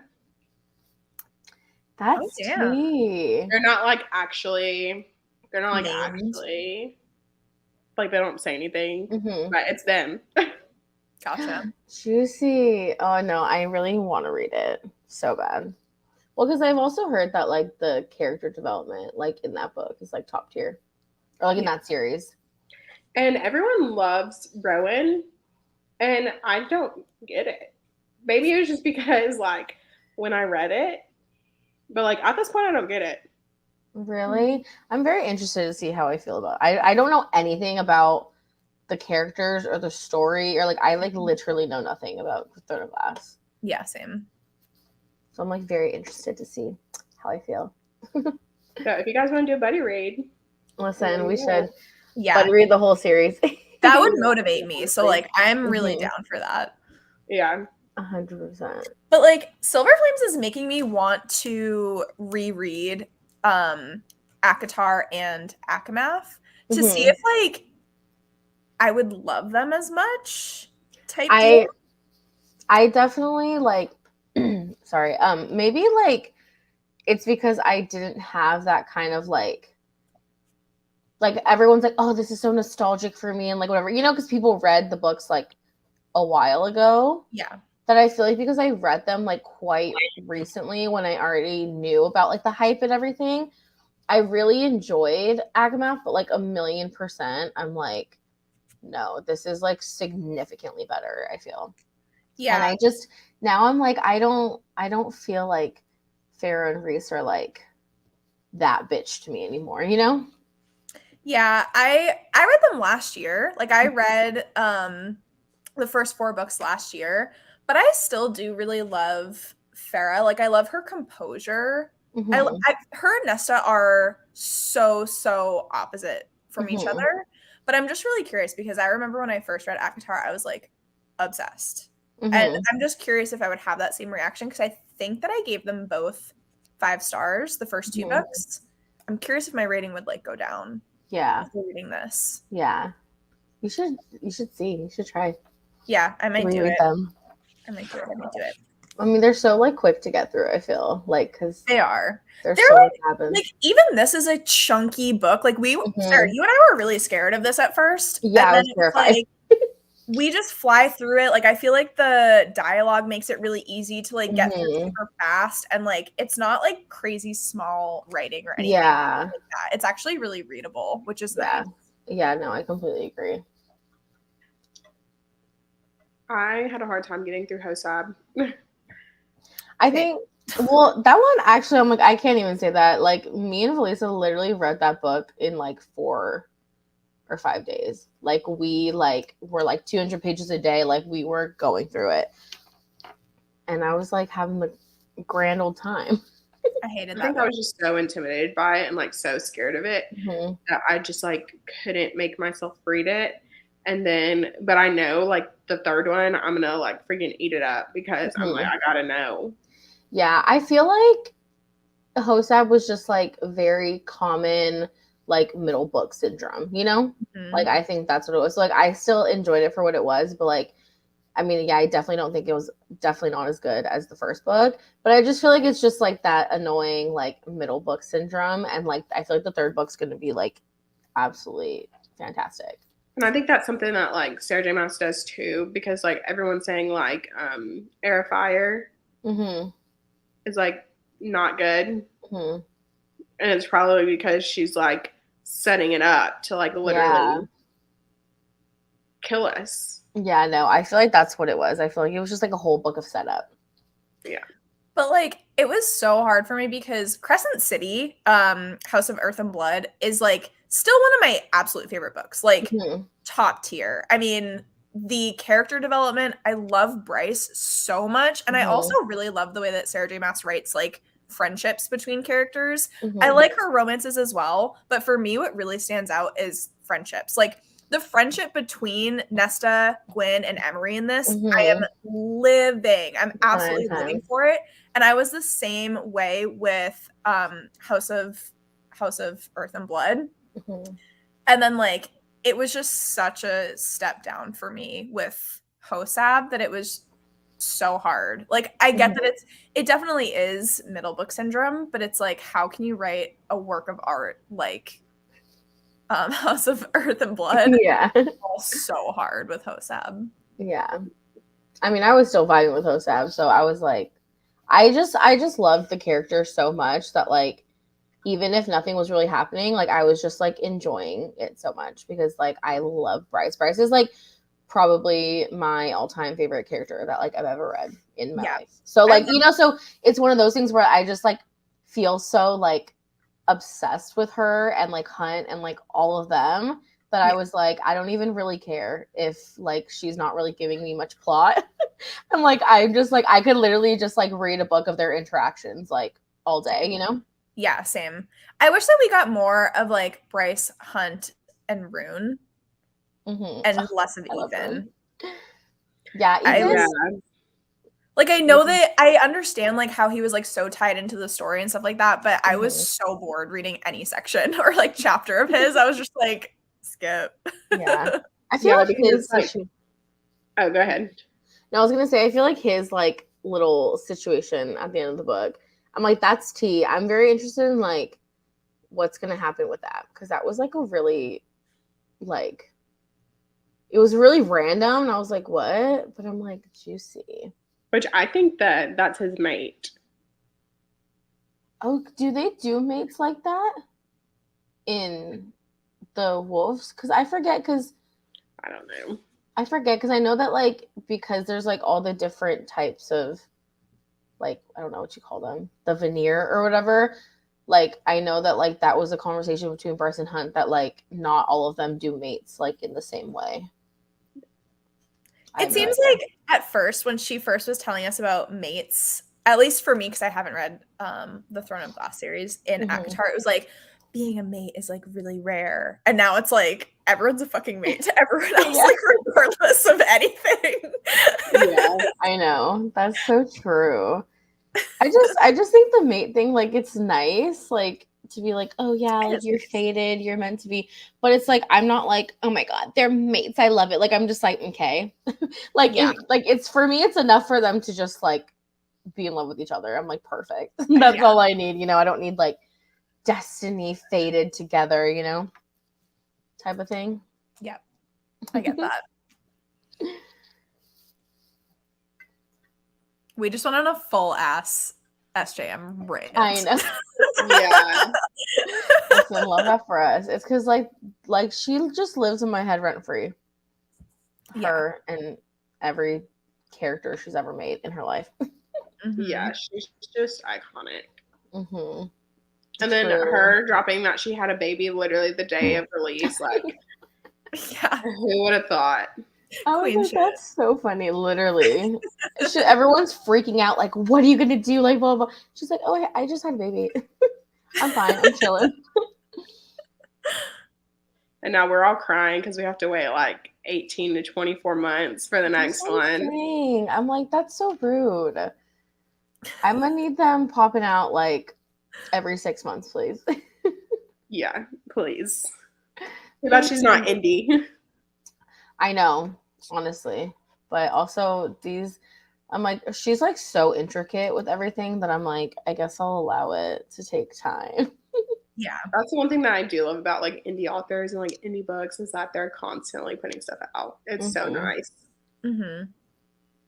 Yeah, 100%. It's so good. Do we want to sprint? I know you guys are like anxious to get there. I'm like, I'm stressed. You are ready. Okay, do we want to do that same one or do we want to do a different one? I'm down for the same one, whatever you want to do. Okay, yeah, we'll go ahead and do the same one. Let me turn Sarah, I'll make a snack so that you can read those catch up. Okay, where did you stop? Because then did you just stop at the chapter? Yeah, I stopped at the chapter, so I think you're only like 4 pages behind me. Okay, perfect. I will text you when I get to the chapter. So we could be at the exact same spot. Oh man, I'm nervous. I'm super nervous.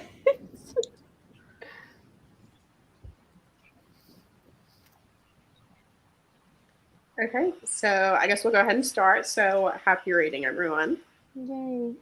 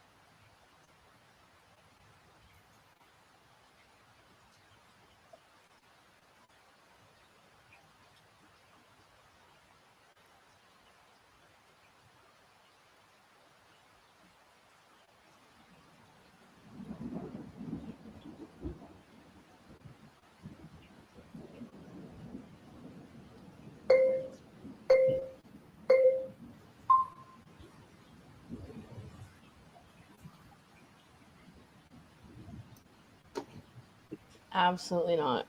I have to finish this section. Hold on. I'm just before chapter 67. I have like a paragraph, so I might be silent for a sec.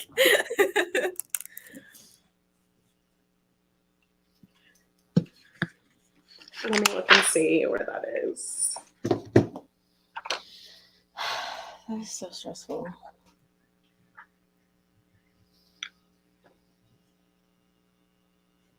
Yeah. Yep. Oh my god. Sarah, I didn't even like I'm I so couldn't stressed.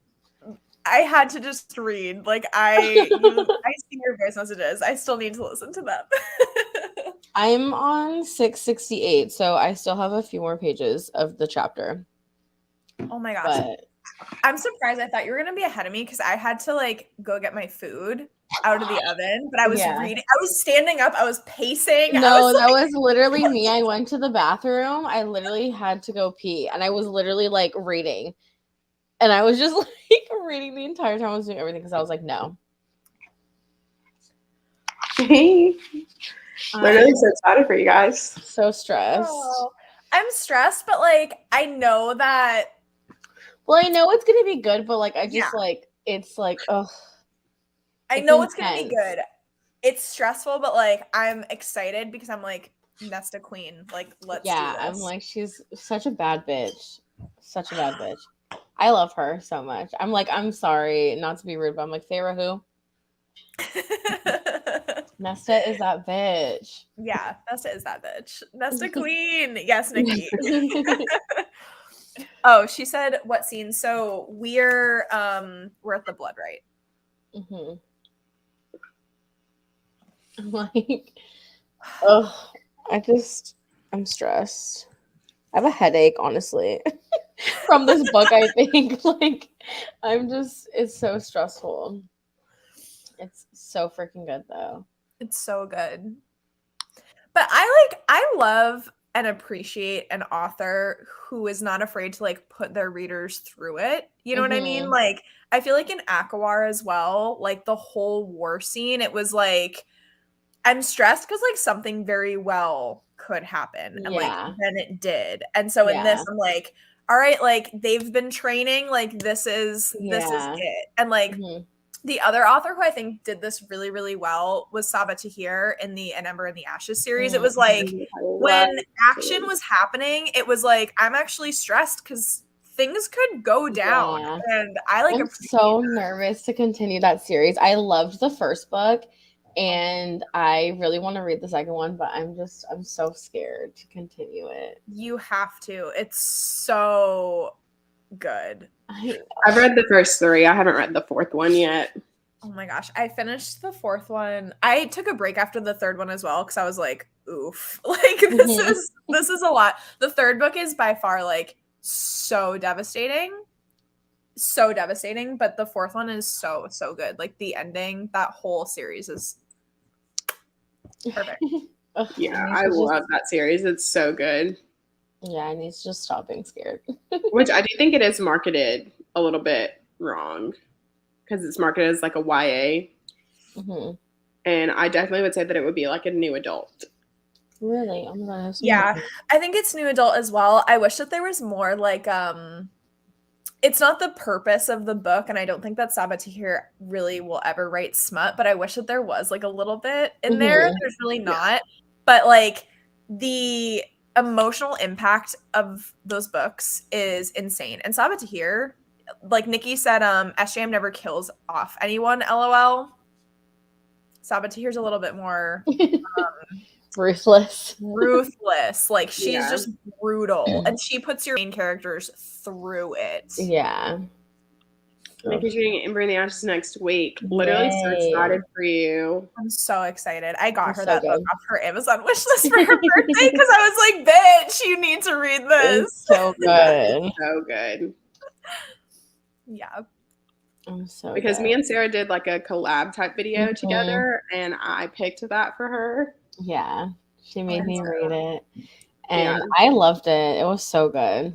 So good. Makes you feel a lot of feels. 100%. 100%. Bailey, how did you do? How was your reading? So I picked up Ruthless Faye again, and I made it to page 64. Ooh, that's good. Nice. Yeah, I need to order the next one. Oh my god, already? You're like, yep, absolutely. Yeah. Like, it's just phenomenal. And like, they're fighting back, and I'm here for it.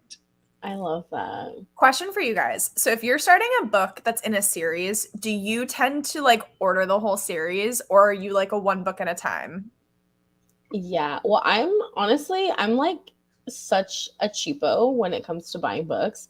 Like I literally like I do tend to sometimes just like buy random books, but when it's a series, I'll like literally read the series like on my Kindle first or something and get it like from the library. And then if I like it, then I'll buy the books. But then even then I just buy it like one book at a time. Because I just never buy a whole series because then I get too scared that I'm gonna like waste my money if I don't like it. It kind of depends for me. Sometimes I'll do like one book at a time, but then sometimes I'm like, yeah, let's just go ahead and pull the trigger and buy the whole thing. But so like the Addicted to You series or like the Addicted series, I bought the first 3 books and I have yet to read them. But I just knew that I would need them, you know? Yeah. I'm the same way. I like to read them on my Kindle. I'll usually read the first book on my Kindle and then I'll buy the whole series after that though. Like if I love the first book, I'm like, let's do it, because what really bothers me is hardback versus paperback, like if you have mixed. And then also if it's like a different publisher or whatever, if the books are all different sizes, I'm like, I need them to match. Yeah, I hate that. Like, let's just buy the box set. Okay. Yeah, that's why Bailey does so bad at her TBR game. Yeah. So yeah, I do a TBR video every month. And every month there has been punishments for not finishing my TBR. I've yet to finish a TBR this year. So I do them because I'm like, yeah, they're kind of fun and fresh. And maybe I'll read the stuff, but generally I don't. I'm so dead. So like that's what keeps it fun, I guess, because then I get punishments. And then you guys get to watch me suffer. Is that not fun for you? I completely gave up on TBRs because I'm like, I don't ever read from, like, I never read a book that I'm planning on reading unless it's like a buddy read. If I'm like, oh, I want to read this book this month, I never end up reading it. Sometimes I do read like 1 or 2 off of it. Yeah. Like I've already read 1 off of it this month. That's good. 1 out of like 7. And I've read like 8 or 9 books this month, and one of them was off of the TBR. That is so funny. Yeah.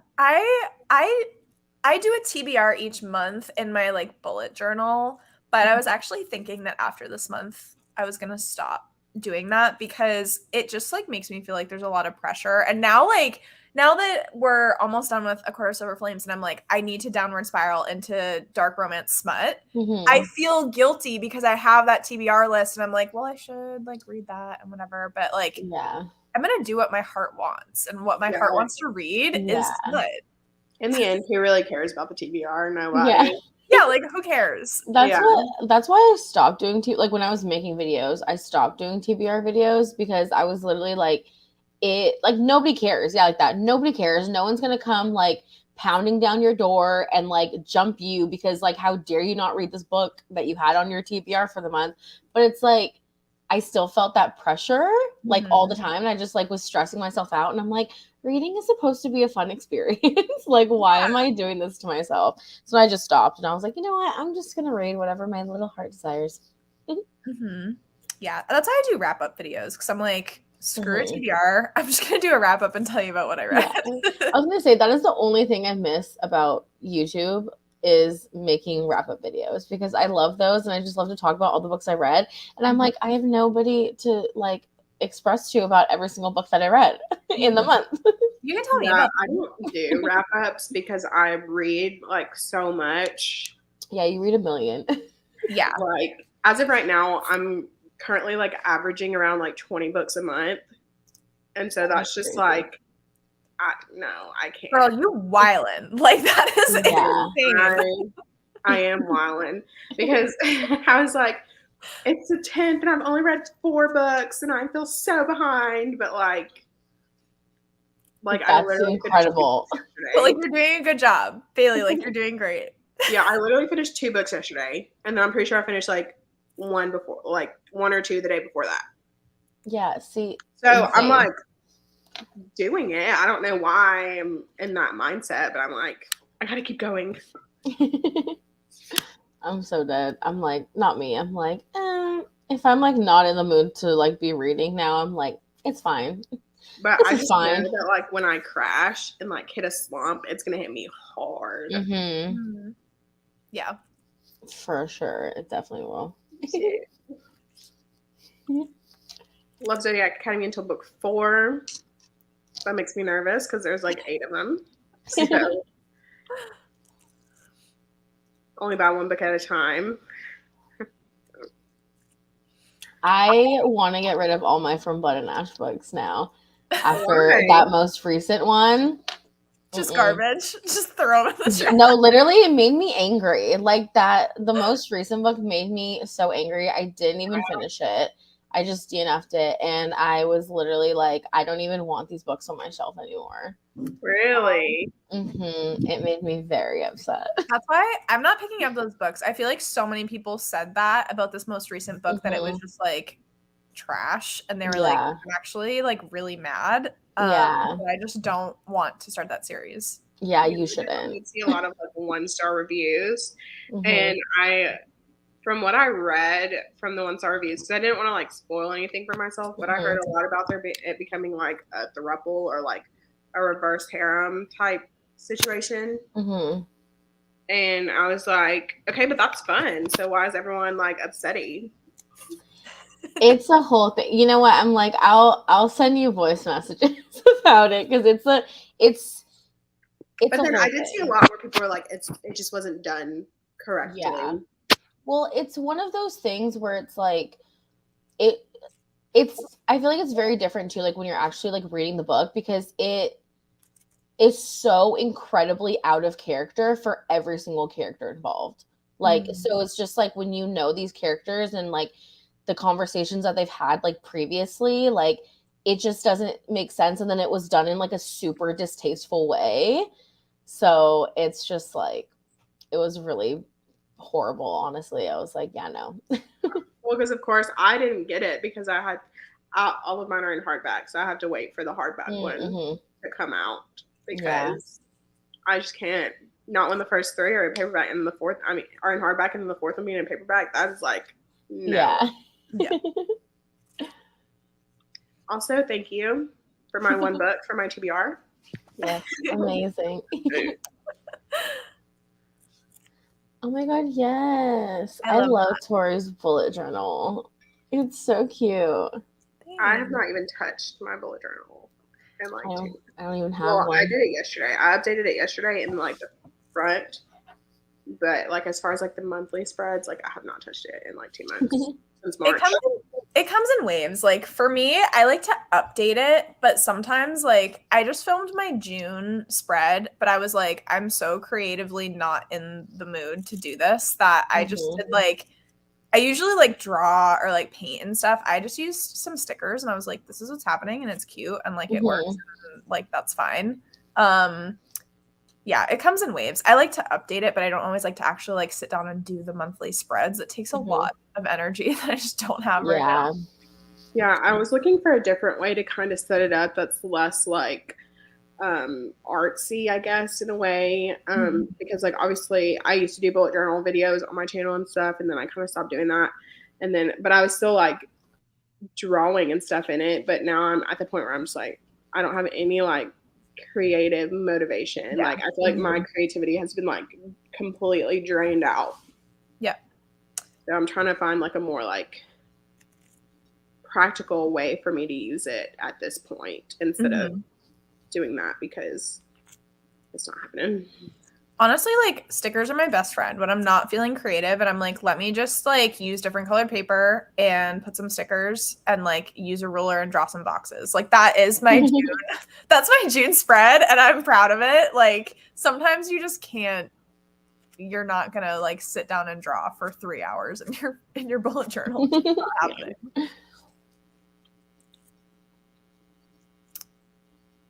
Deal with the Elf King. Yeah. Elise Kova, I actually love her so much. I need to read that book. I know, I need to read that. I've never read anything by her. I read it. Was it good? Did you like it? I have to think because it's been a while because I read it like last year.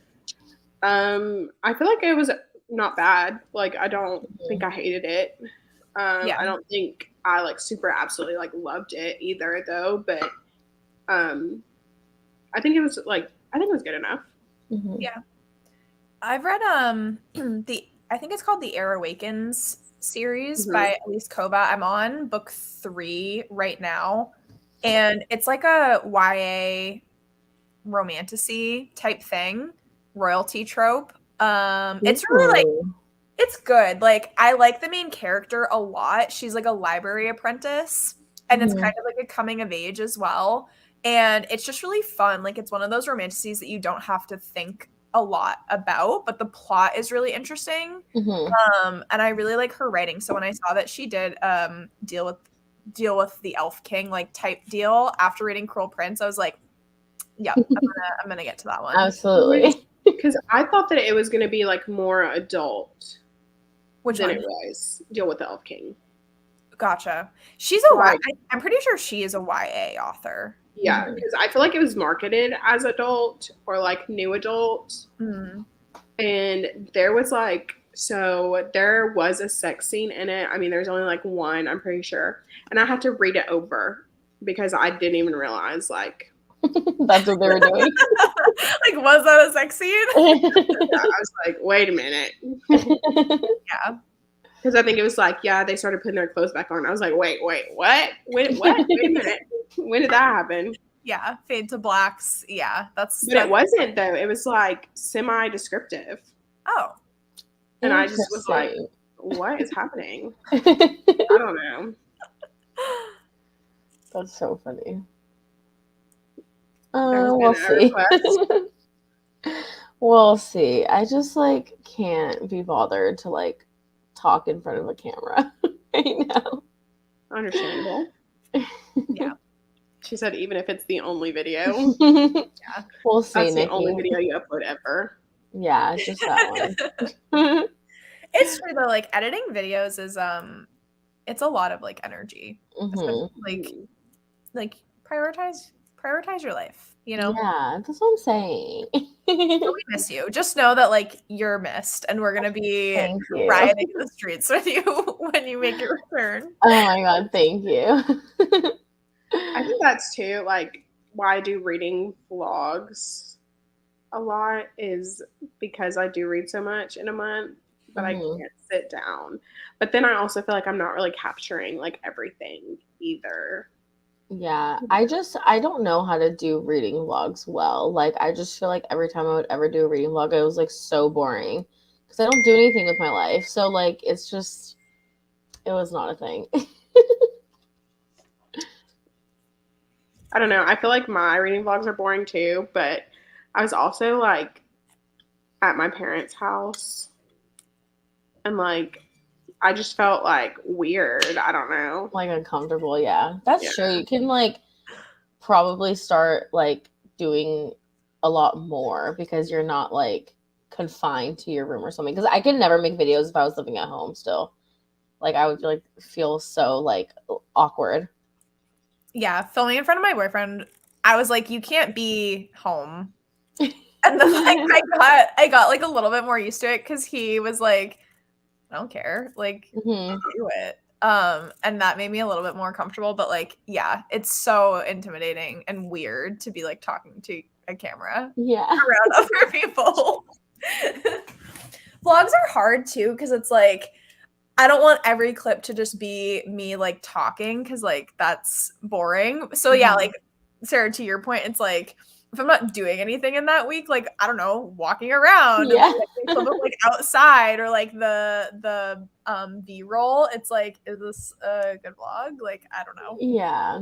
So I was like, I literally never had B-roll, so I was like, whatever. Vlogs are not for me. Me making coffees. I'm like, without a doubt, like, here's like making my coffee to read. Yeah. Did not deliver on the premise promised. I feel that. I just really stand by. I mean, first of all, I think this entire, because it's going to be like a 6-book series, and it can literally be done in 2 books, not even 3, not even a trilogy. Like, it could be a duology, because like I keep telling Nikki, I was dickmatized by the main man, Hawk. I was dickmatized by him for sure, because I was like in love with him and their relationship, that like I knew for a fact that like, to me, like those books were not like fantastic, and they were really slow at some points, but I was like, I don't care, like I'm just here for the good time, you know, like it didn't bother me. But realistically, I feel like whatever way she's gonna go, it could be done in like 2 books. She has read all of the series. She read The Deal, I Spent Barbarians, all of Christina Lauren like 4 years ago, and I'm so behind. I'm dead. I love that. Literally, I'm obsessed with I Spent Barbarians. I freaking love. There's like 20 million books in that freaking series. I know. I've read all of them except for the last 2. That's absolutely insane. And then I also started the spinoff. And I think I read the first 3 or 4 in the spinoff. I'm so dead. Nikki was trying to get me, like, convince me to read that, because I told her that I don't love sci-fi books, and she's like, you have to just read this one. And I was like, I don't know if that's the one I want to start with. For, like, yeah, sure. I picked it up for just like shits and giggles. I was like, you know what? Yeah. I see this on TikTok. I'm curious. I just want to know. And yeah. But it was a good time. It was so fun. It's like such a good time. Like, you can't take it seriously, but that's so funny. We'll see. I might not start with it like on my sci-fi journey, but it might be like sprinkled in along the way. Which, if you are looking to start sci-fi, I would probably recommend like Illuminae, because it's not like it is a sci-fi, but it's more fun because it's told in like different formats, or like a multimedia format type deal. Okay. With like letters and like websites, and the pages are like super fun. I wish I had mine out. Mine's like in a box somewhere, and I would like show you what the inside of it looks like, because it's like super cool, and the story is like interesting. It's basically like kind of, well, I was gonna say like kind of Romeo and Juliet in space, but like not really. I want to read it though. I've heard good things about it too. Amy Kaufman and Jay Kristoff. I'm very intrigued that like Jay Kristoff co-wrote this series. Yeah, I've heard really good things about it. Yeah, I mean, it has a bunch of ratings on Goodreads, and its rating is 4.25, so that's really strong. Added it to my want to read list. And I'm like, I add things to my Goodreads, and then I don't even like look at my Goodreads to see like I forget what I want to read. I should add that though.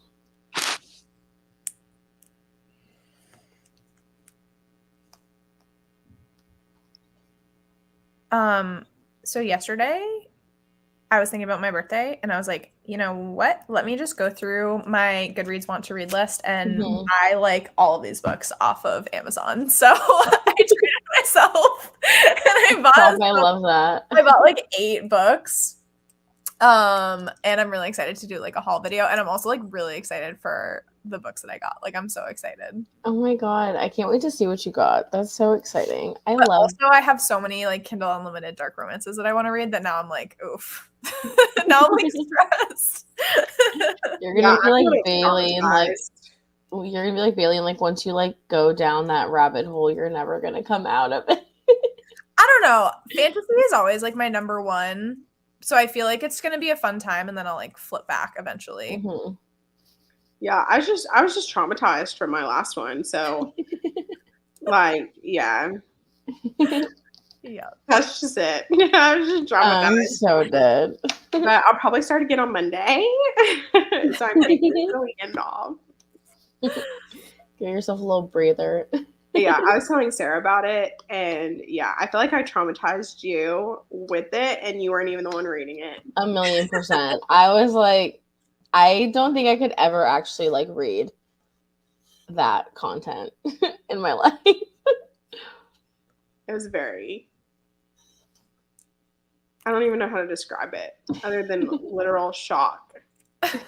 Because I messaged her while I was at work, and I was like, oh my God, I think I just read like one of the best smut scenes I've ever read in my entire life. And then like the next day, I was like, oh my God, this is too much. Yeah. So Crazy. definitely like an 8 out of 5 on the chili pepper scale. Oh my goodness. So So that's what you're in for, Tori. Yeah. I do have some less ones though. There are a few less that I can recommend that aren't as spicy. I'm so dead. I'm down for whatever. You know, I just like want to experience this dark romance. I remember the first dark romance that I read. I was like, this, because I was like, I want to read something that's like mafia. And so there's this girl that I follow on Instagram. Her name's Allie. Her Instagram's like witches read, don't only read spell books or something like that. And so she is like known for more of like the darker type of like books. And so I messaged her and I was like, hey, I was looking for like a mafia type situation. I was just wondering if you had any recommendations. And she was like, oh yeah, like I haven't really read too much mafia, but here is like a diamond type situation where they like deal in diamonds instead of like a mafia type deal. So she was like, this is what I can recommend. And I was like, okay. So then I read it and I was like, okay, this was a little bit too dark for me. But now that I think back on it, it's really not even that dark after some of the stuff that I've read. I feel like you need like it has to be like a build up, probably, for you to kind of like get used to it.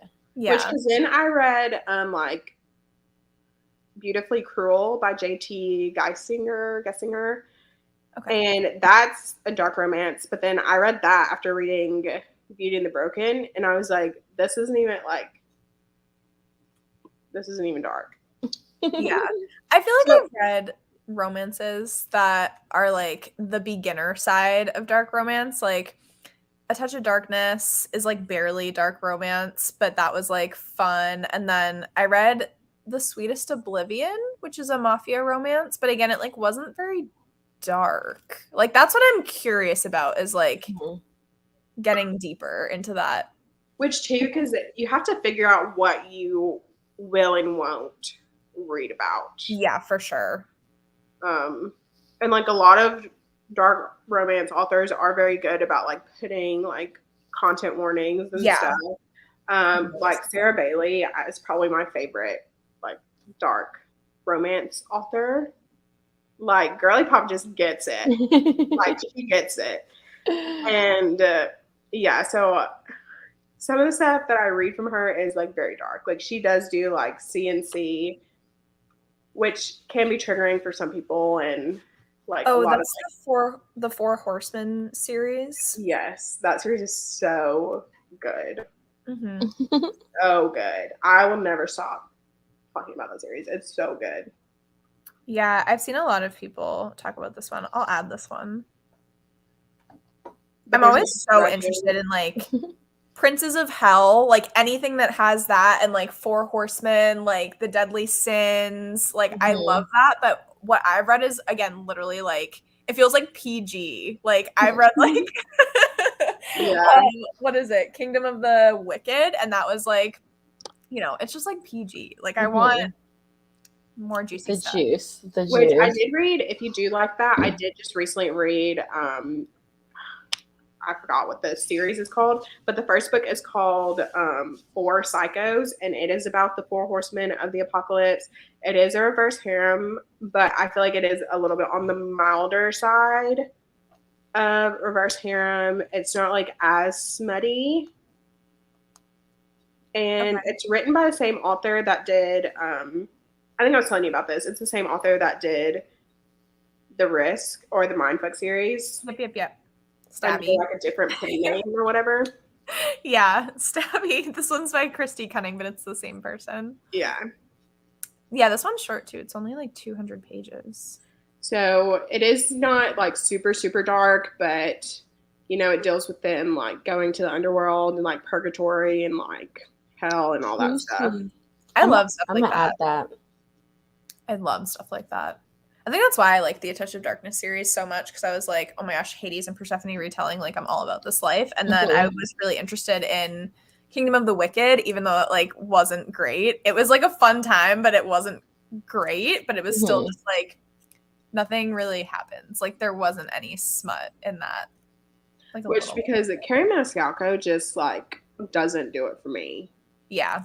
Like her writing is not the best. I was there for a good time, not for like a literary experience. Because I read Stalking Jack the Ripper, and like I'm not even like a mystery or like a thriller or suspenseful kind of girly, and I knew who it was before chapter 6. Yeah. I DNF'd that. I've never read anything by Carrie Maniscalco like fully through, because I DNF'd that and I DNF'd Kingdom of the Wicked. So I was like, I just don't think she's for me. Yeah, I was texting Nikki after I finished Kingdom of the Wicked, and I was like, I'm so confused. Like, obviously, this is what's happening, but like, she left it in such a weird place. And he was like, oh, wow, you really like figured out what's happening like that. And then it like picks up in the second book. And I was like, oh, like she just isn't good at like giving you plot twists at all, because you figure out what happens and then she just like confuses you because she's not like saying what needs to be said. And I'm like, really? Yeah. But like Wrath is hot, so I finished it. I was there for Wrath only. Yeah, that's the only reason. That's so funny. Do you guys want to do one more, or? Yeah, I can do one more. Yeah, I could probably do one more. Okay, do you want to do the same 40 or do you want to do less?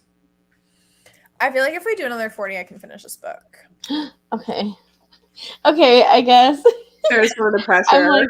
I'm like, I don't know if I could finish this in 40 minutes. How many pages do we have? That's true. Well, we have like 90. I cannot read 90 pages. We have like 80 pages left. I'm on 677, and there's 750 pages in this.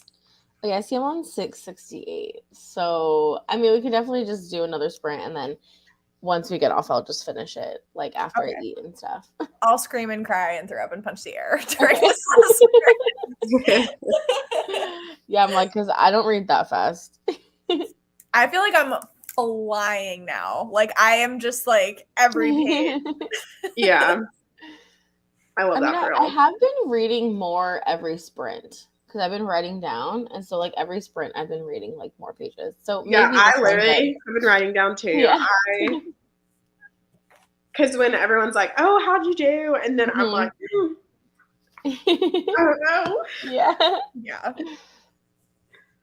I love it. Oh, I'm so City again, or do we want to do something else for this last one? Whatever. Yeah, I'm fine with whatever. Okay. Let's see. I'm here for the vibes. Okay. I just accidentally removed it. Okay. It's fine. I'm feeling the pressure. I haven't done sprints in a while. So maybe once I start doing them more regularly, I'll be able to actually know what I'm doing. I love it. Happy reading. Yay.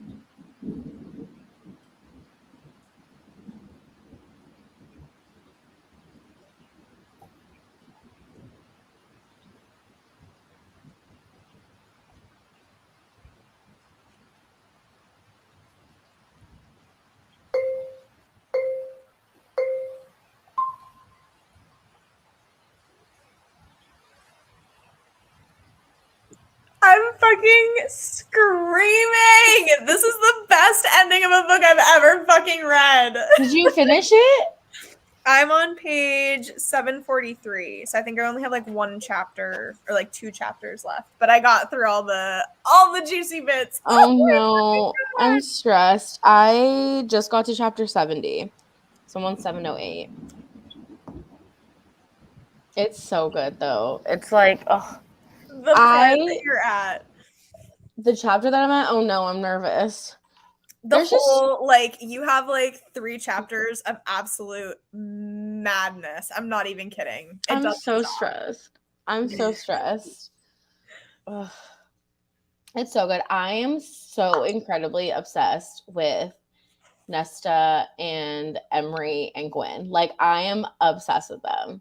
They're like, everything. They're literally everything. I'm like, it's just so good. I like wanted to cry so bad, like when they were all talking and telling each other little stories, and like, oh, it's just so good. I don't know how I'm not sobbing uncontrollably right now, to be honest. I was like holding it back because I'm like, I know, literally, I was like literally gonna be freaking crying, and I was like, don't cry. You do not need to be crying on camera right now. Ugh, it's just so good. How did you do, Bailey? I read some more Ruthless Faye, and I made it to page 93. Ooh, that's good. As soon as we get off here, I'm ordering the next one. I love that for you. Not me, like, I'm going to have to put this down because, like, once we get finished, because I'm supposed to be buddy reading this with Justine. Mm-hmm. And last I heard, she was on chapter 1. I'm dead. You're like, I'm on what? chapter 6. Mm-hmm. So I'm going to have to put that down. I'll probably end up finishing the chapter and then switching back to Wayfarer because I need to finish that. Yeah. Oh, that's so good. The second we get off, I need to eat because I'm starving. And then I'm going to literally just finish the book and sob uncontrollably. Yeah. And let me know all your thoughts. I you sent me, I have to catch up on all your audio messages. I could not be pulled from this book. Like, yeah. The hurricane was going on outside. I wouldn't be able to be pulled out of that book. It's just so good. I'm like honestly so shocked that like I'm like obsessed with it as much as I am. Nesta is that bitch, like by far. She really like is. she is everything. 100%. I'm like, it's so good. That's why I'm like, how are you gonna, if you're making like an Elaine book, like how is that gonna top this? It's not. Yeah. Yeah. It's literally not. I would rather Azriel be with Gwen. I think they would be so cute. I'm obsessed with them. 100%. That's my ship. I think I probably need to reread it. Why? Because I don't know. Just for funsies, I guess.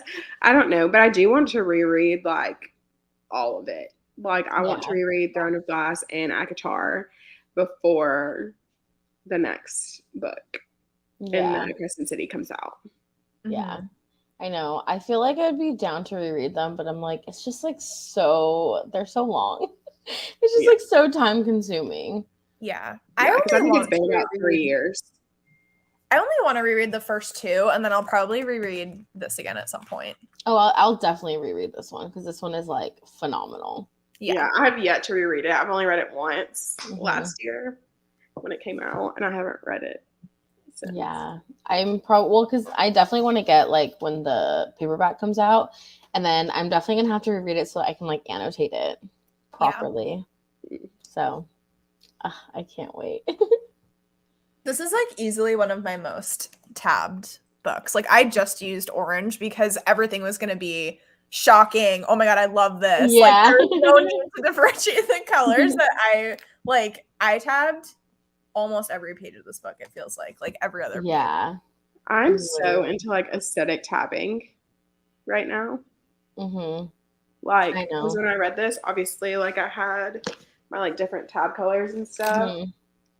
And I even put like in it, but then with like Strange the Dreamer, I've been tabbing it, but I've only been using like blue tabs because it matches like the cover. Yeah. So I'm super like into that right now. Yeah. Yeah, I need to start doing that because I just like when I did my tabs for House of Sky and Breath, and even Crescent City, like I just it was all pink. Like I used up all my pink tabs. And then I was like, okay, well, like what color do I do next? So I feel like I need to like not do the same colored tabs for like every book I read, and then yeah, make it more like aesthetically pleasing. Because I've started like with romance books. If I tab romance books, I just match the color to the cover. And then if I'm annotating like fantasy, then I will keep my same like annotating method where it has like the different colors.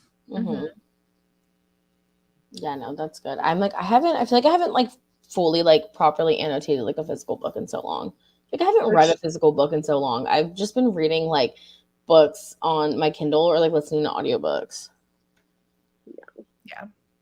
I feel like I need to sit down and like hone in on my annotation method because like I think Crescent City, the first book, is when I was actually like, okay, how do I want to annotate like a fantasy book? So I did like world building, character development, conflict. Like I had all those different tabs for all that stuff. And it was really nice. And I feel like I understood that book so much better because I did that. But then, like, this one, I was like, I'm not going to be tracking conflict, world building, anything like that. It's just going to be like reactions to things. Yeah. So I liked that I just did the one color that matches like the inside of it. But like, yeah, like if I start to annotate like a romance book, I'm going to do that so differently than what I would do a fantasy book because you don't track all those things. So yeah, 100%. Because then too, like I also sometimes do like tabs at the top. So those are like, I guess like important or like ones that I was like, yeah, like all of chapter 50, the whole chapter. And then I guess like, I don't know, all of chapter 54. I'm yeah, like, there's entire chapters in here that I'm just like, yeah. Absolutely. I'm like, I don't even know. Like, I can't even like tell you. I don't even remember. Page 606. I don't know. But it's sad. It was important. Oh, yeah. Page 606 and 607. I have entire paragraphs underlined. Like I was literally just like, there was like the speeches that Cassian and like Nesta give to each other, like the whole paragraphs. I was like, yes. There was another section that I did that too. It was like the entire like 4 pages. I was just underlining everything. Oh, I just read the "You Are Good, Cassie," and I'm like, yeah. Now I know. Absolutely. Yep. Also, page 506, like that entire page, I underlined. I'm so dead. I'm like, I wish I had a physical book that I can like easily just look at like pages. And not have to scour through. I don't believe that you read this on your phone. Like I get it, but at the same time, it's like, oh my god.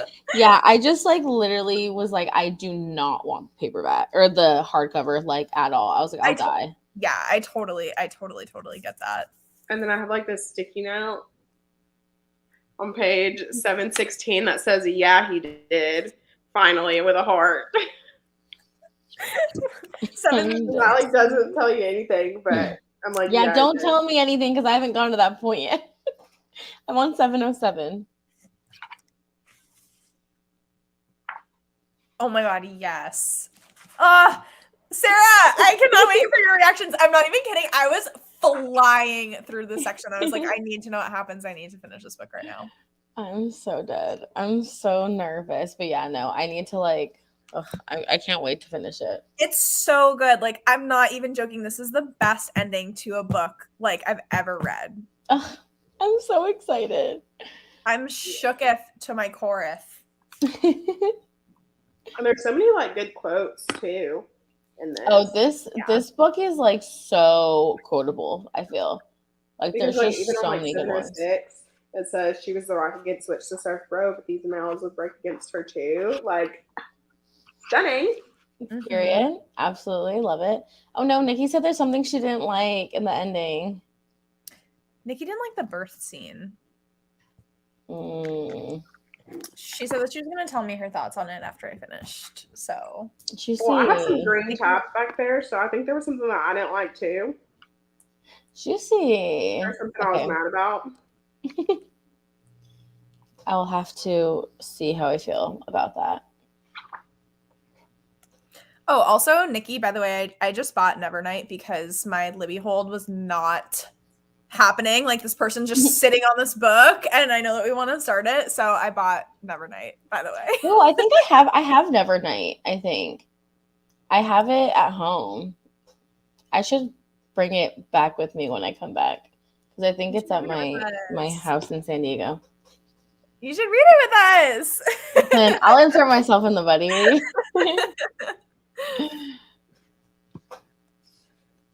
I've read Nevernight. What were your thoughts? I think it was good. I really liked it at the time that I read it. I think I'd probably like to read it again. I tabbed it, so there's like reactions and stuff in there that I buddy read ? Or see Nikki or Claude if Bailey wants to join. I mean, why not at this point? I'm dead. Because I do have the first two. I don't have the third one because I was waiting on it to come out in paperback. It's been out in paperback for a while. I just haven't gotten it. Yeah, I'm excited to get to Nevernight because Empire of the Vampire just like completely gripped me, and I was not expecting to be so invested in that book. And then Nikki and I buddy read that, and then we're like, okay, we have to do Nevernight because like WTF, we weren't expecting this. Yeah, I can't wait to read Empire of the Vampire. When she just assumes that I read it already. That's how I am. I feel like most books, I just assume that you've read it. I don't know. There's some out there that I haven't read, which I did end up reading Silver in the Wood. Why have I heard of that? Because you recommended it. Did I? Yeah, as cottagecore. Silver in the Wood? Mm-hmm. Not Tori recommending something and she's like, what's that? I know. Wait, I need to look at this up. So oh my gosh, yes, the Green Hollow series. That duology, like novella duology, is everything in the entire world. Not me just like forgetting. You completely forgot that it existed. So I'm trying to definitely like branch out because I don't think that's anything I would have ever like picked up on my own. So, did you read the second one, or have you just read the first one? I only read the first one. What do you think of it? But be nice, because I'm gonna cry if you didn't like it. I don't think it was like for me. I didn't really vibe with like the writing. Yeah, that was my only problem. I think was the writing was just no for me. Yeah, the story itself was fine. The characters and like the romance, like I just thought it was such a heartwarming like story. Yeah, like I think the actual like premise was like good and I think it was fine. I just don't think that the writing really like resonated with me, and I just think that took me out of it. Yeah, I'm curious to see, like, I liked her writing. It's by Emily Tesh, but I haven't seen her write anything else. And so like I want to see if she does come out with something else, if her writing style continues to like develop.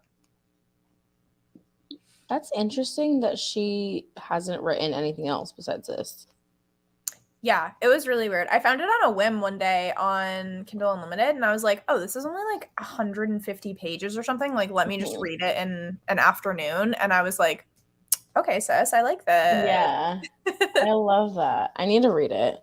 I just have so many books that I need to read. It's stressful. I know. Don't let it stress you out. Don't let it stress you out. Yeah, no, I feel the same exact way. Like, I'm like, there's so much that I need to read, and there's so little time. I can only read so much at one time. Yeah. But at the same time, I wish that I could read 20 books in a month. Like you are reading goals, Bailey. I know. I read like 10 and I'm like, oh my gosh, I killed it. I read like 7 and I'm like, wow. That's crazy. I think I just hit like 95, 96 for the year. That is insane. Wild. I'm at like 55. Because I used to like see people and I'm like, how are they reading so much? Like, I don't get it. Like, so. And then it's you. Well, okay, 'cause there's this girl that I follow, Steph. She's Virgo Reader on Instagram. She's like so aesthetic, literally love her. But she will post TikToks too, and she'll be like, I read 19 books on Kindle Unlimited last week. And I'm like, in a week? That is I wish I had that insane. time. I wish I had time to just like sit down and read for days and days on end. Like that's can I just get paid? Can I get paid to do that, please? Thank you. For real, that's crazy. I'm like, girl, how are you reading 19 books in a week? Yeah. That's insane. I could never in my life. If I could do that, I wouldn't be stressed about my TBR. But I'm like, I literally have so many books that I'm dying to get to, and it's stressful that I can't read them all in like 2 seconds. Yeah. But she does do like tips on like how to read faster and like how to read more and stuff. And so she's like, she said when she uses like Kindle Unlimited and stuff, she does like continuous scroll. So like if she'll read it on her phone, she's literally just scrolling and keeps her eyes in like one spot and then just like scrolls. Interesting. I have to do that. I've heard of that. Like, I feel like Sarah, when I read on my phone with Kindle and it is just that like scroll, it's so much easier. But I have to figure out like, can Kindle Paperwhites, can you switch it? No, because she talks about that all the time. She's like, the one thing that I hate about my Kindle is that it doesn't do continuous scroll. So yeah. But I highly recommend her Instagram. She's so like, I want to follow her. So aesthetic. I'm gonna follow her. Like her and her husband like went to Vegas and eloped, and they had this like photo shoot, and it was like so cute. Oh, I saw those pictures. I think I do follow her. How cute. Her thing is so cute. Like literally, I'm obsessed with her. I mean, I love that. Yeah, I wish I could relate, and I cannot. I wish I could like figure out how to have an aesthetic Instagram feed because like I just struggle. Oh, I could never like in my life take pictures. I can't take pictures at all. Same. Like every once in a while, like I'll get like a really good one. I'm like, okay, yeah. But then sometimes I'm like, I don't think I've ever taken a picture from my Instagram and been like, oh my God, I love this. I'm like, it's fine. This will do, I guess. Yeah, I just like can't. Like I think that pictures go together and then I look at my Instagram feed and I'm like, sorry, I guess I'm just challenged. Well, I just like feel like I don't have like the props or like, you know, anything to actually like make the picture look interesting. So it's always just like me holding a book up, you know, and like I don't have like a cool background or, you know, like, so it's just like I have nothing to post at all. And a lot of the times it's in the editing of the picture. Because like if you hold it up in front of your bookshelf, like if you slap a good filter on it, yeah, it can look amazing. Yeah. Like my shelves aren't even aesthetically pleasing enough for me to be doing that. Well, those are my bookshelves right now. I love it.